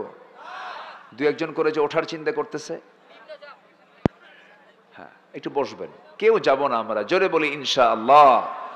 আল্লাহ তুমি সবাইকে শেষ পর্যন্ত থাকার তৌফিক দিয়ে দাও। আচ্ছা জি বসেন। হ্যাঁ হ্যাঁ জি ঠিক আছে, মাঝে মাঝে দেখা হয়। ব্যাপার কি আজকে এরকম হচ্ছে কেন এত? বসেন সবার, আবার আসবে নাকি আবার নতুন করে কেউ? ওয়াজ দেখে উল্টা আমারই দিয়া যায় আরো। জি, উনি আবার বিদায় নিয়ে গেল না? আচ্ছা, যাক, আমার দিকে থাকা। আলহামদুলিল্লাহ, আল্লাহ তুমি আমাদেরকে সবাইকে সুস্থ রাখো, জোরে বলি আল্লাহুম্মা আমিন। জি, তাহলে আমরা কি কখনো মুখ থেকে বাজে কোনো কথা বলবো? বেফাস কোনো কথা বলবো? কথা আগে না চিন্তা আগে? বলেন, কথা আগে না চিন্তা আগে? থাপ্পড় মনে থাকে না, মায়ের মনে থাকে না, কিন্তু শক্ত কথা মনে থেকে যায়। এই জন্য যে কোনো কথা বলার আগে ইমানদারা চিন্তা করে কথা বলে, কারণ লিখিত দলিলের চাইতে মানুষের মুখের দলিল আল্লাহর কাছে বেশি বেশি মজবুত। আল্লাহু আকবার বলেন। আমার আল্লাহ কথাকে খুব গুরুত্বের সঙ্গে তিনি নিয়ে নেন। আমার বন্ধুগণ, তাহলে ইবাদত কবুল হয় না 10টা কারণে। এর মধ্যে 1 নম্বর কারণ হলো, যদি কোনো বান্দার মধ্যে মুনাফিকি থেকে যায়, তার দোয়া কখনো কবুল হবে না। তাহলে 10টা কারণের আমরা এ পর্যন্ত জানলাম কয়টা কারণ বলেন? 1টা কারণ। আরো আছে কয়টা বলেন? 9টা কারণ আছে। আমরা একটা একটা করে শুনবো, জোরে বলি ইনশাআল্লাহ। আমার বন্ধুগণ, মুনাফিকদের আরেকটা চেনার উপায় হলো, মুনাফিকরা যোহর নামাজ পড়ে, আসর নামাজ পড়তে পারে, মাগরিবের নামাজও পড়তে পারে, কিন্তু 2টা নামাজ তারা কখনো পড়তে পারে না। সেটা হলো ফজর নামাজ আর কিসের নামাজ বলেন? এশারের নামাজ। কিন্তু ইমানদারের লক্ষণ হলো অন্য কোনো নামাজ জামাতে না হলেও ফজর এবং এশার নামাজটা তার জামাতে হয়ে যায়। কারণ আমার রাসূল বলেছেন, যদি কোনো বান্দা ফজর এবং এশার নামাজ যদি জামাতের সঙ্গে আদায় করতে পারে, মহান রব্বুল আলামিন গোটা রাত কিয়ামুল লাইলের সমান সওয়াব আল্লাহ রব্বুল আলামিন তার আমলনামায় দিয়ে দেন। আর মুনাফিককে চেনার আরেকটা উপায় হলো, মুনাফিক ওই বান্দা কোনোদিন মুনাফিক হতে পারে না যে বান্দা ফজর নামাজটা জামাতে পড়ে। ফজর নামাজ জামাত মিস হওয়া, ফজর নামাজ মসজিদ মিস হওয়া মানে তার মধ্যে মুনাফিকের লক্ষণ। কিসের লক্ষণ বলেন? সবাই কি নামাজ পড়তে রাজি আছে নাকি? 5 ওয়াক্ত নামাজ পড়বেন কারা কারা? একটু হাত তুলে দেখান তো দেখি। জোরে বলি ইয়া আল্লাহ। আরো জোরে বলি ইয়া আল্লাহ। আরো জোরে বলি ইয়া আল্লাহ। আমার সারা জীবনের সকল গুনাহ তুমি আল্লাহ মাফ করো, সাথে সাথে 5 ওয়াক্ত নামাজ আদায় করার তৌফিক তুমি আল্লাহ দিয়ে দাও। জোরে বলি আমিন। আরো জোরে আমিন। হাত নামান। তাহলে মুনাফিক কোন নামাজ পড়তে পারে না? বলেন, কোন নামাজ পড়তে পারে না? ফজর এবং এশা। আমরা ফজর এবং এশা কন্টিনিউ করব, জোরে বলি ইনশাআল্লাহ। এই গ্রামের নাম কি? তেঘরিয়া। মসজিদ আছে না নাই? আছে। তেঘরিয়ার মসজিদে যদি মুসল্লি ফজরে বেশি থাকে, তাহলে ভাবতে হবে গ্রামে মুনাফিক কম। আর যদি ফজরে যদি মুসল্লি খুঁজে না পান, তাহলে ভাবতে হবে, বলেন বলেন, আপনারাই বলেন। হ্যাঁ, শুধু কি তেঘরিয়ার সমস্যা এটা, না সব গ্রামের সমস্যা? ফজরে মুসল্লি নাই। কিন্তু আদর্শ গ্রামের বৈশিষ্ট্য হলো, জোহরে মুসল্লি বেশি হবে না ফজরে মুসল্লি বেশি হবে? ফজরে। কারণ ফজরে সবাই কোথায় থাকে? বাড়িতে থাকে। আমার বন্ধুগণ, মুনাফিকের দোয়া আল্লাহর দরবারে মঞ্জুর হবে না। মুনাফিক 1000 বার দোয়া করলে তার দোয়া কবুল হবে না। এবং মুনাফিকের জন্য কেউ দোয়া করলেও সে দোয়া, মুনাফিক নিজে দোয়া করলেও কবুল হবে না। আবার মুনাফিকের জন্য কেউ দোয়া করলেও দোয়া কবুল হবে না। আমার নবীর সময় যে বড় মুনাফিকটা ছিল, নবীর জীবদ্দশায় দুনিয়া থেকে বিদায় হয়ে যায়। সেই মুনাফিক যখন মারা গেল, সেই মুনাফিকের একজন সন্তান ছিলেন, তিনি সাহাবী ছিলেন, খুব দামি সাহাবী ছিলেন। বাপ তো বাবার প্রতি দয়া মায়া সবার মধ্যে কাজ করে। বাবার মৃত্যুর কথা নবীর কাছে যে শুনালেন, এসে বলছেন, ইয়া রাসূলুল্লাহ, আমি আপনার সাহাবী, আমি জানি আমার বাপটা খারাপ মানুষ, আমার বাপটা মুনাফিক ছিল, কিন্তু আমার বাপ মারা গেছে। হুজুর, আপনার কাছে একটু কিছু চাইতে আসছে। কি চাইতে আসছে আমার সাহাবী? বলো হুজুর, আমি তো আপনার সাহাবী, আপনার কাছে চাইবো কিনা বলো, কি চাও তুমি? সঙ্গে সঙ্গে সেই ইসলাম বলছেন, ইয়া রাসূলুল্লাহ, আমি জানি আমার বাপ জঘন্য মানুষ, কিন্তু আমার বাবার জন্য একটু দয়া হচ্ছে হুজুর, আপনি যদি আমার বাবার জন্য কাপড়ের জন্য যদি একটা জুব্বা দিতেন খুব খুশি হতাম। আমার নবী মানা করলেন না। কার জন্য চাচ্ছে বলেন? কার জন্য? তার বাবা, কিন্তু লোকটা কি? মুনাফিক। আমার নবী মানা করলেন না, জুব্বা একটা দিয়ে দিলেন। কার গায়ের জুব্বা? কি দুর্বল? এটা কি বরকত কম? রসুল হাতের ছোঁয়া দিয়েছেন, আবু তালেবের হাতে শুধু ছোঁয়া দিয়েছেন, আবু তালেবের গোটা শরীরে আমার নবী যে হাতের ছোঁয়া দিয়েছেন, জাহান্নামের আগুন সেখানে লাগবে না কখনো। আল্লাহু আকবার বলবেন না? কি হাতের বরকত! সেই দেহে একটা জুব্বা লেগেছে। সাহাবী মনে মনে ভাবলেন, নবীর পরনের জুব্বা যদি দিয়ে যদি আমার বাপকে যদি আল্লাহ তাআলা মাফ করেন, এরকম একটা চিন্তা তার মাথায় কাজ করেছে। জুব্বাটা নিয়ে চলে গেলেন। জুব্বা নিয়ে যাওয়ার পরে বাবার গায়ে লাগায় দিলেন। বাবার গায়ে লাগায় দেওয়ার পরে এখন জানাজার সময় হয়ে গেছে। আস্তে করে সে নবীর সামনে কান দেয়ার বলে, হুজুর, আমার বাপটা বড় জঘন্য মানুষ, কিন্তু আমার বাপ তো জানাজাটা কে পড়াবে? হুজুর দয়া করে দেখুন তো আপনার পড়ানো যায় কিনা।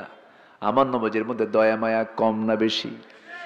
শুধু বেশি না, অনেক বেশি, অনেক বেশি। হারে, আমার নবী দয়া মায়ের পিরামিড ছিলেন। সারা জীবন আমাকে নিয়ে কেঁদেছেন। এমন কোন সেজদা নাই যে সেজদা রাসূল আমার জন্য কাঁদেন নাই। এমন কোন দিন নাই উম্মতের জন্য কাঁদেন নাই। আমার নবী এখনো ওই কবরের মাটিতে, মদিনার মাটিতে শুয়ে শুয়ে কাঁদতেছেন। কাল হাসরের ময়দানে সবাই বলবে নফসি নফসি, আমার নবীজি বলবেন উম্মতি উম্মতি। আমি একা আগে জান্নাতে যাব না, আমার উম্মতকে নিয়ে জান্নাতে চলে যাব। আমার নবীজি আমাকে একটা বারের জন্য বলেন নাই। যখন তিনি মারা যাবেন, মারা যাওয়ার পূর্ব সময় মালাকুল মউত তার দরজায় হাজির হয়ে গেছে। এসে বলছে, আনা মালাকুল মউত, আপনার জান কবজের জন্য আসছি। আচ্ছা ঠিক আছে, ভিতরে আসো। ভিতরে ঢুকে বললেন, নবীর পাশে বসে বলছেন, ইয়া রাসূলুল্লাহ, জীবনে বহু প্রাণীর জান কবজ করেছে আমি মালাকুল মউত, কিন্তু আপনার জান কবজ করতে আসছে। আমি ওয়াদা করছি যতটুকু যত্ন সহকারে হয় আমি আপনার জানটা কবজ করব। বর্ণনায় পাওয়া যায়, এই কথা বলে নবীজির বুকের উপরে হাতটা রাখার সঙ্গে সঙ্গে আমার রাসূল হাতটা ঝ্যাংটা মেরে সরাইয়া দিলেন।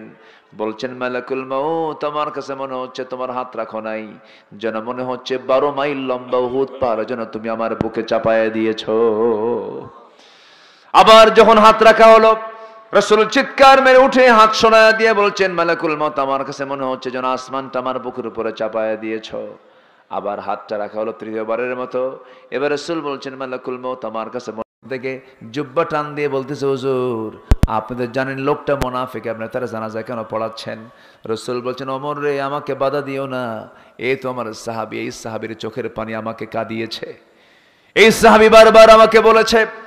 আমার নবীজি নামাজের মধ্যে দাঁড়ায় গেলেন, জানাজায় হাজির হয়ে গেলেন। জানাজা যখন শুরু করবেন, এমন সময় তিনি খলিফা ওমর ফারুকের বাধার সম্মুখীন হওয়ার পরও তিনি আটকালেন না। জানাজা শুরু হয়ে গেছে, প্রথম তাকবীর, দ্বিতীয় তাকবীর। জানাজা সম্পন্ন করার সঙ্গে সঙ্গে আল্লাহর পক্ষ থেকে আয়াত নাযিল হলো।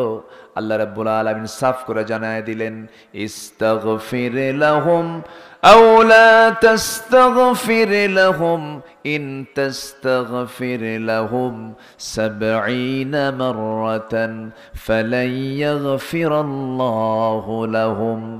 হে রাসূল, আপনি ক্ষমা চান।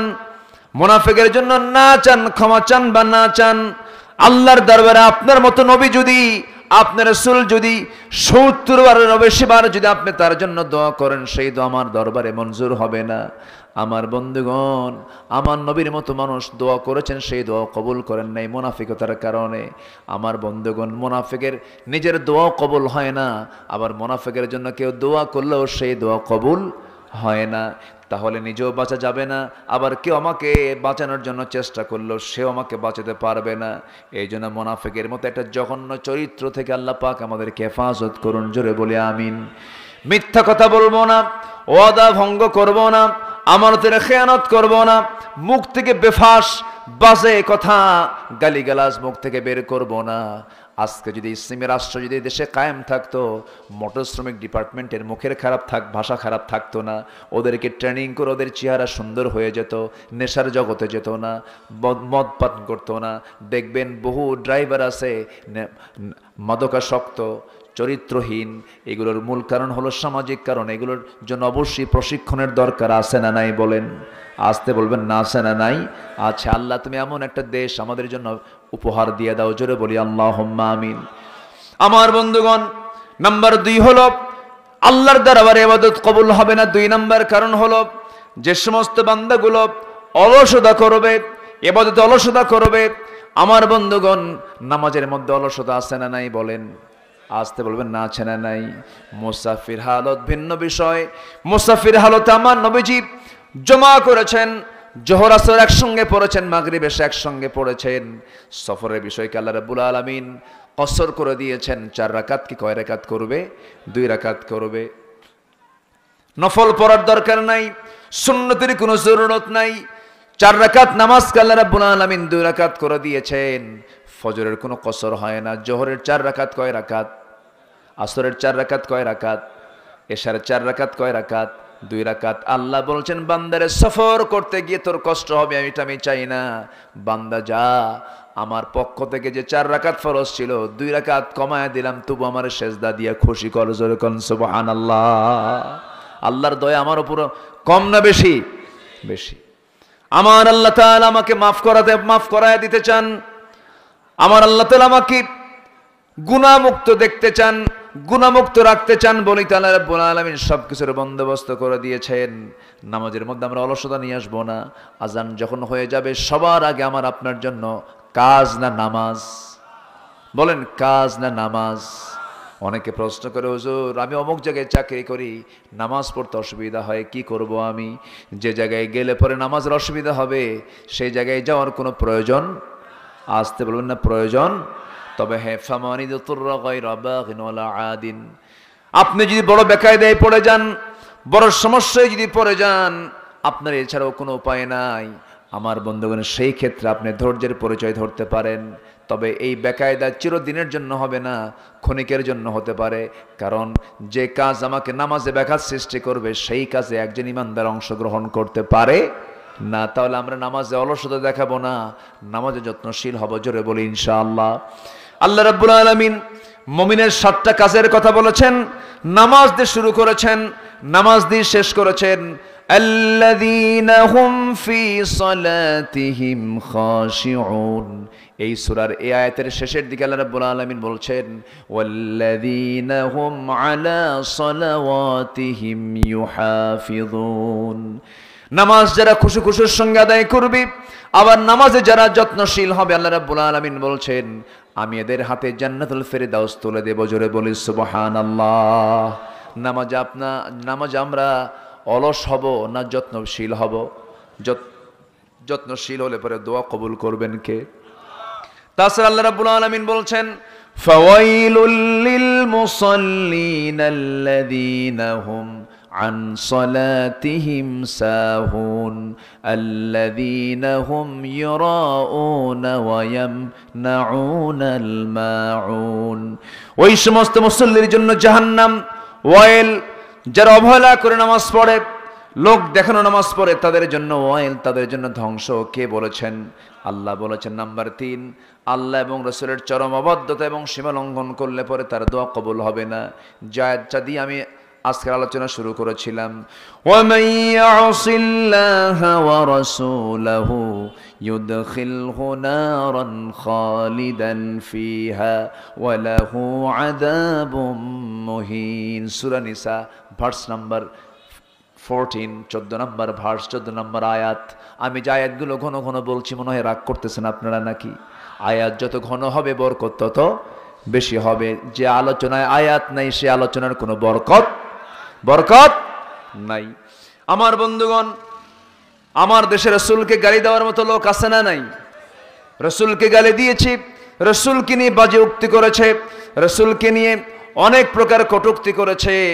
আমার দেশে সব কিছুর তালিকা হলো কত লোককে ফাঁসি দিল, কত লোকের প্রতি জুলুম করা হলো, কত আসামি ধরা হলো। কিন্তু আজ 16 বছর আমরা দেখেছি এই 5 অগস্টের আগ পর্যন্ত কত নাস্তিক আল্লাহকে রাসূলকে নিয়ে গালি দিয়েছে, একটাকেও গ্রেফতার করা হয় নাই। কারণ ওদের দৃষ্টিতে যারা নাস্তিক তারা হলো বুদ্ধিজীবী।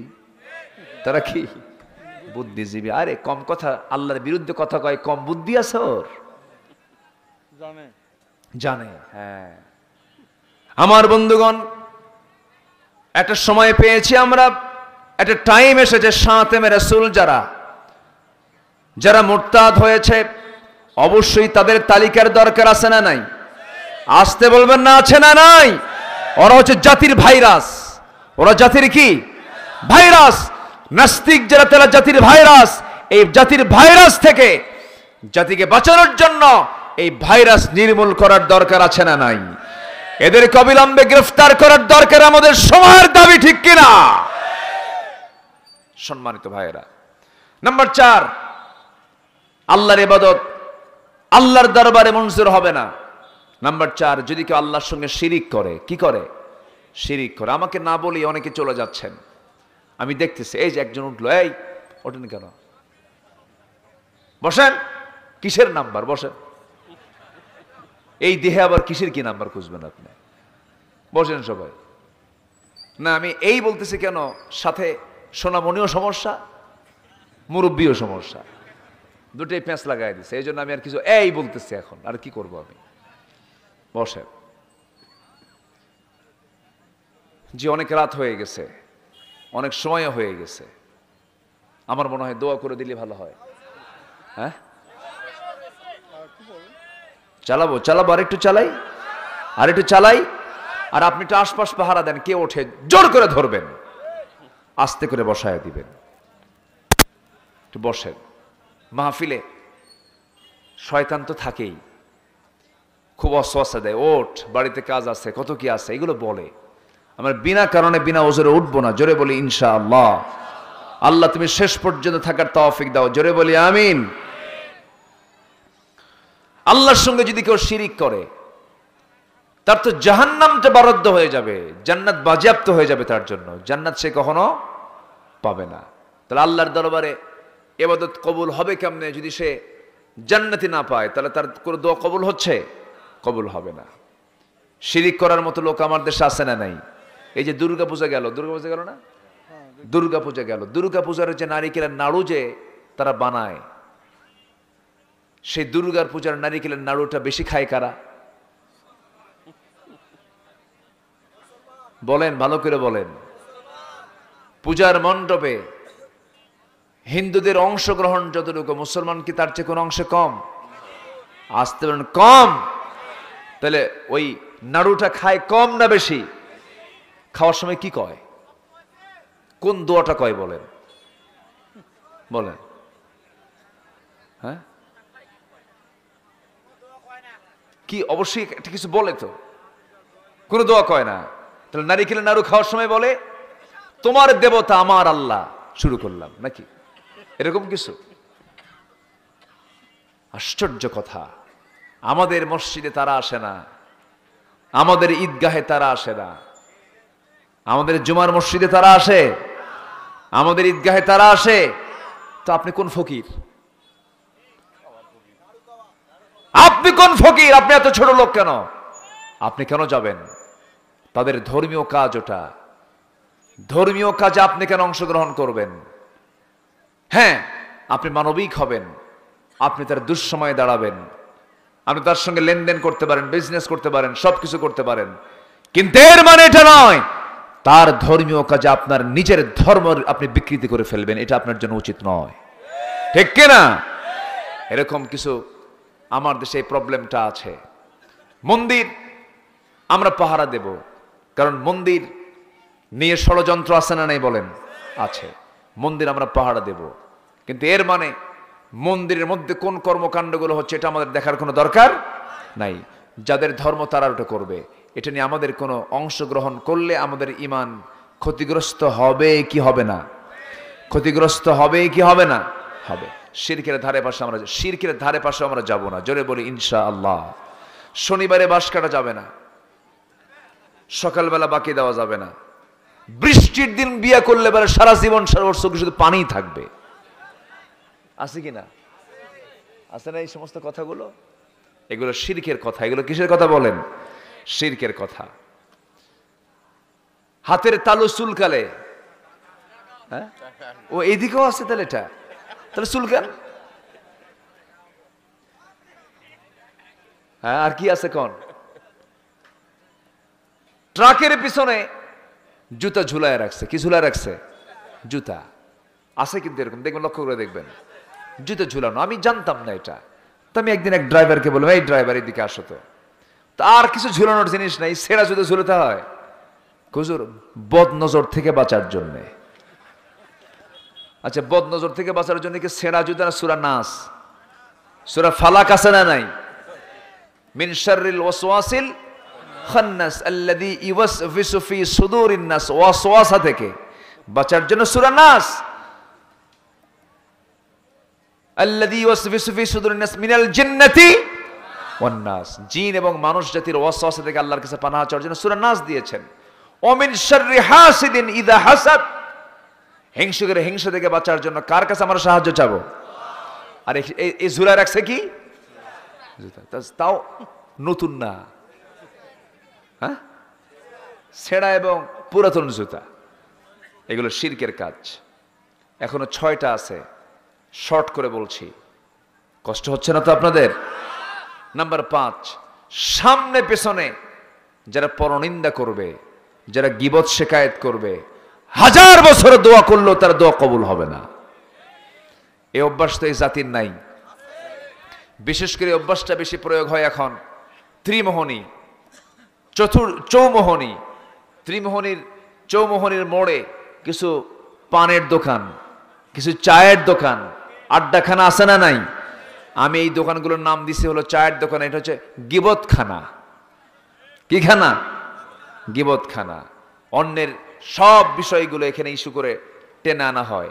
আল্লাহ তাআলা তাদেরকে ধ্বংস কামনা করেছেন। একটা সূরা সবার জানা আছে, সবাই ঠোঁট মিলিয়ে বলুন, ওয়াইলুল লিকুল্লি হুমাযাতিল লুমাযাতিনিল্লাযী জামাআ মালাহু ওয়া আদ্দাদাহু ইয়াহসাবু আন্না মালাহু আখলাদাহু কাল্লা লায়ুনবাযান্না ফিল হুতামাতি ওয়া মা আদরাকা মাল হুতামাহ। তারপরে নারুল্লাহিল মুকাদাহ আল্লাতী তাত্তালিউ আলাল আফইদাহ। তারপরে আলাইহা নারুম মুসাদাহ ফি আমাদিম মুমাদ্দাদাহ। জোরে বলুন আল্লাহু আকবার। ছোট্ট একটা আমার ভাগ্নি আছে, এই সূরা শুনে আর বলে, মামা এই যে এর মধ্যে দাদা দেখতেছি, এটা দাদার সূরা, নানার সূরা নাই। মানে দাদার সাথে দাদা খুঁজে পায়। এটা কি দাদার সূরা না পরনিন্দার সূরা? বলেন কিসের সূরা? বলেন পরনিন্দার সূরা। পরের কোনো নিন্দা করা যাবে না। যদি খুঁজে পান, পরের গুণ খুঁজে খুঁজে বের করবেন। ভাই এটা এত সুন্দর গুণ, এটা ভালো, এটা ভালো, এটা ভালো। পরের গুণ খুঁজবো আমরা, আর নিজের কি খুঁজবো? বলেন বলেন বলেন বলেন দোষ খুঁজবো। এই থিওরি যদি কোনো বান্দা যদি তার জীবনে বাস্তবায়ন করে, সে কোনোদিন গীবত করতে পারে না, কারণ সে তার নিজের দোষটা খোঁজার চেষ্টা করবে। আমরা যদি ইমানদার হব, আমরা আমাদের নিজের জীবনের দোষ খুঁজবো, অন্যের জীবনের কি খুঁজবো? গুণ খুঁজবো। অন্যের জীবনের গুণ খুঁজে বের করব, নিজের জীবনের দোষগুলো খুঁজে বের করে গবেষণা করে করে চেষ্টা করে করে এই সমস্ত পাপ কাজ থেকে নিজেকে বাঁচার চেষ্টা করব। নাম্বার 6 হলো আল্লাহ থেকে যারা ভুলে থাকবে, মন্দ কাজের যারা আদেশ করবে, আল্লাহ রাব্বুল আলামিন ওই সমস্ত বান্দার দোয়া কবুল করবেন না, কারণ এটা মুনাফিকের একটা চরিত্র বটে। আল্লাহ রাব্বুল আলামিন বলেন, আল মুনাফিকুনা ওয়াল মুনাফিকাতু বা'দুহুম মিন বা'দ ইয়া'মুরুনা বিল মুনকারি ওয়া ইয়ানহাউনা আনিল মা'রুফ। জোরে বলুন আল্লাহু আকবার। আমার বন্ধুগণ, মুনাফিকরা অসৎ কাজের জন্য তারা হুকুম দিয়ে দেয়, সৎ কাজের জন্য তারা বাধা দিয়ে দেয়। এই 16 বছর এই মঞ্চে কথা বলতে পারেনি ভালোভাবে, মঞ্চে আসার আগে এক ওয়াজ দিয়েছে, মঞ্চে উঠলে আরেক ওয়াজ দিয়েছে, আমাদের কানে শর্ত জোড়ায় দিয়েছে, হুজুর মঞ্চে তুলব, শর্ত হলো আকাশ থেকে ওয়াজ করবেন, কবর থেকে ওয়াজ করবেন, দুনিয়ার কোনো ওয়াজ করবেন না। কি কথা বোঝেন নাই? আমার বন্ধুগণ, তারা ভালো কাজ করতে বাধা দিয়েছে। এটা হচ্ছে মুনাফিকদের একটা আলামত বটে। এই জাতীয় চরিত্র হবে যাদের, তাদের কোনো তো আল্লাহর দরবারে মঞ্জুর হবে না। আমার বন্ধুগণ, আল্লাহ কি না পারেন দেখেন। এত বড় বড় দাপুটে নেতাগুলো আজ থেকে 14 বছর আগে আল্লামা সাইদের হাতে তারা হ্যান্ডকাপ পরিয়েছিল, যারা আজকে তাদের হাতে হ্যান্ডকাপ। ঠিক কিনা? ইতিহাস থেকে শিক্ষা নিন। আলেমদের রক্ত বড় ভয়াবহ, আলেমদের রক্ত বড় বিষাক্ত। আল্লাহর যারা বুজুর্গ, আল্লাহর যারা পছন্দের গোলাম, তারা যদি বদদোয়া দিয়ে দেয় সব ধ্বংস হয়ে যাবে। আমার বন্ধুগণ, আমার প্রিয় ভাইরা, একটা আলেমের মৃত্যু মানে জগতের মৃত্যু। আল মাউতুল আলিম কা মাউতুল আলাম, মাউতুল আলিম কা মাউতুল আলাম। একজন আলেমের মৃত্যু মানে গোটা জগতের মৃত্যু হয়ে যাওয়া। আমার বন্ধুগণ, সেই জন্য হিংসা থেকে আমরা বাঁচার চেষ্টা করব। আমরা অন্যায় কাজকে আমরা অন্যায় বলবো, ন্যায় কাজকে আমরা ন্যায় বলবো, ভালো কাজের সঙ্গে আমরা সম্পর্ক থাকবো। আর আল্লাহ বলছেন, বান্দার আমাকে যদি তুই ভুলে যাস, আমিও তোকে ভুলে যাব। তুই আমাকে ভুলবি, আমি তোকে কিয়ামতের দিন কানা করে তুলবো। কি করে তুলবো বলেন? অন্ধ করে তুলবো। ওয়ামান আ'রাদা আন যিকরি ফাইন্না লাহু মাঈশাতান দানকা وَنَحْشُرُهُ يَوْمَ الْقِيَامَةِ أَعْمَى। জোরে বলুন আল্লাহু আকবার। আল্লাহ বলছেন, যারা আমাকে ভুলে যাবে, আমার জিকির থেকে যারা দূরে থাকবে, তাদের 3 ক্ষতি। আল্লাহ বলছেন, দুনিয়ার জীবনটা আমি তাদের জন্য সংকীর্ণ করে দেব, শান্তি হবে না।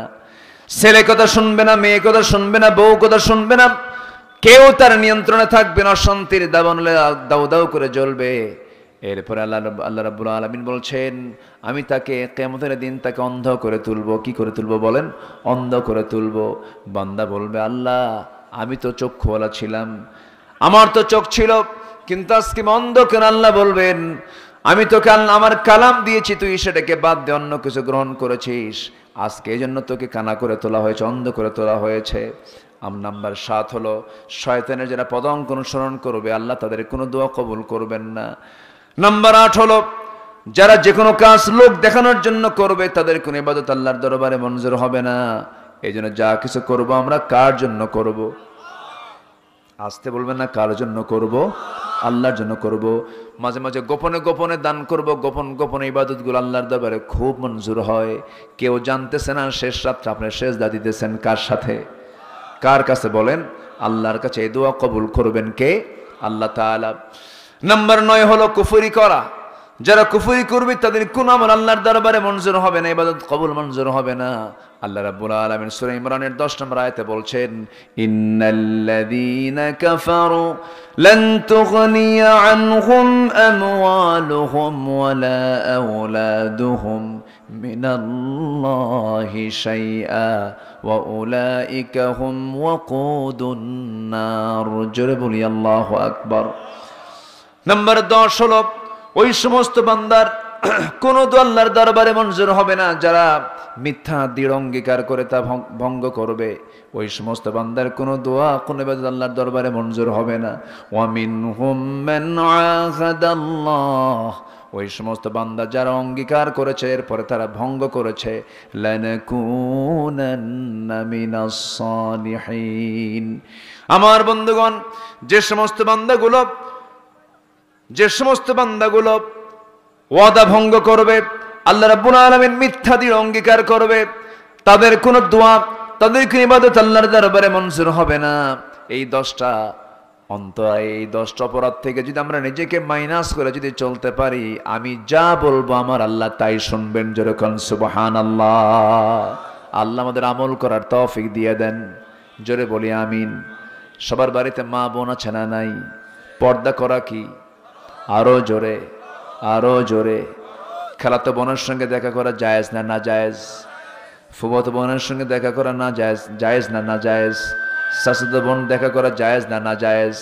কিন্তু দেখা করার মহিলা আছে না নাই বলেন? সারা সব সময় বোরকা পরে চাচাতো মানুষ চাচাতো ভাইয়ের সঙ্গে দেখা করে, এটা আবার কেমন কথা? পর্দা করা ফরজ, এই বিষয়টা পরিবারকে নিশ্চিত করবেন, কারণ একজন মহিলা একজন নারী 4 জন পুরুষকে জাহান্নামে নিয়ে যাবে। বাপকে নিয়ে যাবে, স্বামীকে নিয়ে যাবে, ছেলেকে নিয়ে যাবে। বাপ যাবে, বড় ছেলে যাবে, এরপরে হলো কি স্বামী যাবে, বড় ভাই চলে যাবে, বড় ভাইকে জাহান্নামে নিয়ে যাবে। এই জন্য আমাদের সবার এই ব্যাপারে টেনশন থাকার দরকার আছে না নাই? আসতে বলবেন না, আছে না নাই? আল্লাহ তাআলা প্রত্যেক বাড়িওয়ালাকে যত্ন সহকারে সবার পর্দার দিকে খেয়াল রাখার তৌফিক দান করুন, জোরে বলি আমিন। এই জন্য সবার বাড়িতে যদি আমরা সুখ পেতে চাই, সুখ দেখতে চাই, সবার আগে পর্দা থাকতে হবে। পর্দা থাকবে না, সুখও থাকবে না। আল্লাহ কবুল করুন, আল্লাহ বুঝার তৌফিক দান করুন, জোরে বলি আমিন। আমি আর কথা বাড়াবো না, আমি জানি অনেক রাত হয়েছে, অনেক সুন্দর আপনারা কথা শুনেছেন। যতটুকু হয়েছে আমরা বলে ফেলি আলহামদুলিল্লাহ, আরো জোরে বলি আলহামদুলিল্লাহ। আসুন আমরা দোয়ার দিকে যাব, আল্লাহর কাছে চাবো। যে যেখানে আছেন বসে পড়ুন, নামাজের মতো করে বসুন। সবাই বলে সুবহানাকাল্লাহুম্মা ওয়া বিহামদিকা আশহাদু আল্লা ইলাহা ইল্লা আনতা আস্তাগফিরুকা ওয়া আতুবু ইলাইকা। চিৎকার মেরে বলি, ইয়া আল্লাহ, আমার জীবনের সগীরা কবীরা, ছোট বড় সব গুনাহ তুমি আল্লাহ মাফ করে দাও। জোরে বলুন ইয়া রাব্বাল আলামিন।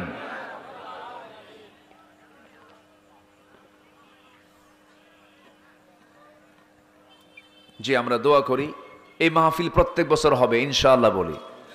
আল্লাহ তুমি এই মাহফিলকে কবুল করে নাও।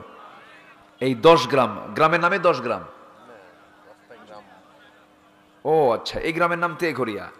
তেঘরিয়া অনুষ্ঠিত হচ্ছে 10 গ্রাম নিয়ে একটা মাহফিল না, আশপাশের। মাশাআল্লাহ, অনেক সুন্দর তো। আলহামদুলিল্লাহ, আল্লাহ তুমি এই ইউনিটিকে তুমি আল্লাহ কবুল করো, জোরে বলি আল্লাহুম্মা আমিন। জি আসুন আমরা এখন আল্লাহর কাছে চাবো, আল্লাহ যেন আমাদের সকলের গুনাহগুলোকে মাফ করে দেন। আপনি দোয়া করে দেন। হ্যাঁ জি, আল্লাহুম্মা আমিন। রব্বানা যালামনা আনফুসানা ওয়া ইল্লাম তাগফির লানা ওয়া তারহামনা লানাকুনান্না মিনাল খাসিরিন। গভীর রাত, নিঝুম রাত, ঝিমানো রাত্রিতে হাজারো মুসলমান নরনারী নিয়ে তোমার কালামের 2-3টা আয়াতকে সামনে রেখে ইবাদত কবুলের অন্তরায়গুলো কি কি বিষয়ে কিছু কথা বলার চেষ্টা করেছি। গুনার বোঝা মাথায় নিয়ে কাঙ্গাল ভিখারির মতো 2টা হাত পেতেছি। আল্লাহ গুনার দিকে নজর দিও না, বান্দা মনে করে তামাম জিন্দেগির গুনাহগুলোকে মাফ করে দাও। জনম দুঃখিনী মা, জনম দুঃখী বাপ জান যারা চলে গেলেন, জিন্দেগির গুনাহগুলো মাফ করে দাও। কবরগুলোকে জান্নাতের টুকরা বানাইয়া দাও। অনেক আলোচনা শেষ করে বাড়ি ফিরে যাব, বাড়িতে ফিরে গিয়ে সব দেখবো, কিন্তু মাকে পাবো না রে। সেই মা যারা চলে গেল, জিন্দেগির গুনাহগুলো মাফ করে দাও, কবরগুলোকে জান্নাতের বাগিচা বানায় দাও। ও আল্লাহ, মা যখন দেখি না তখন বুকটা যেন কেমন কেমন করে। ও আল্লাহ, পৃথিবীর সব মানুষকে দেখলে একরকম আনন্দ পাওয়া যায়, কিন্তু মার দিক চায়া থাকলে পরে আরেকটা আনন্দ পাওয়া যায়। মার কোলে গিয়ে বসলে পরে এখনো শিশু মনে হয়। সেই মা যার দুনিয়া থেকে বিদায় হলো রে, জিন্দেগির গুনাহগুলো মাফ করো, কবরগুলোকে জান্নাতের টুকরা বানাইয়া দাও। আয় আল্লাহ তাআলা।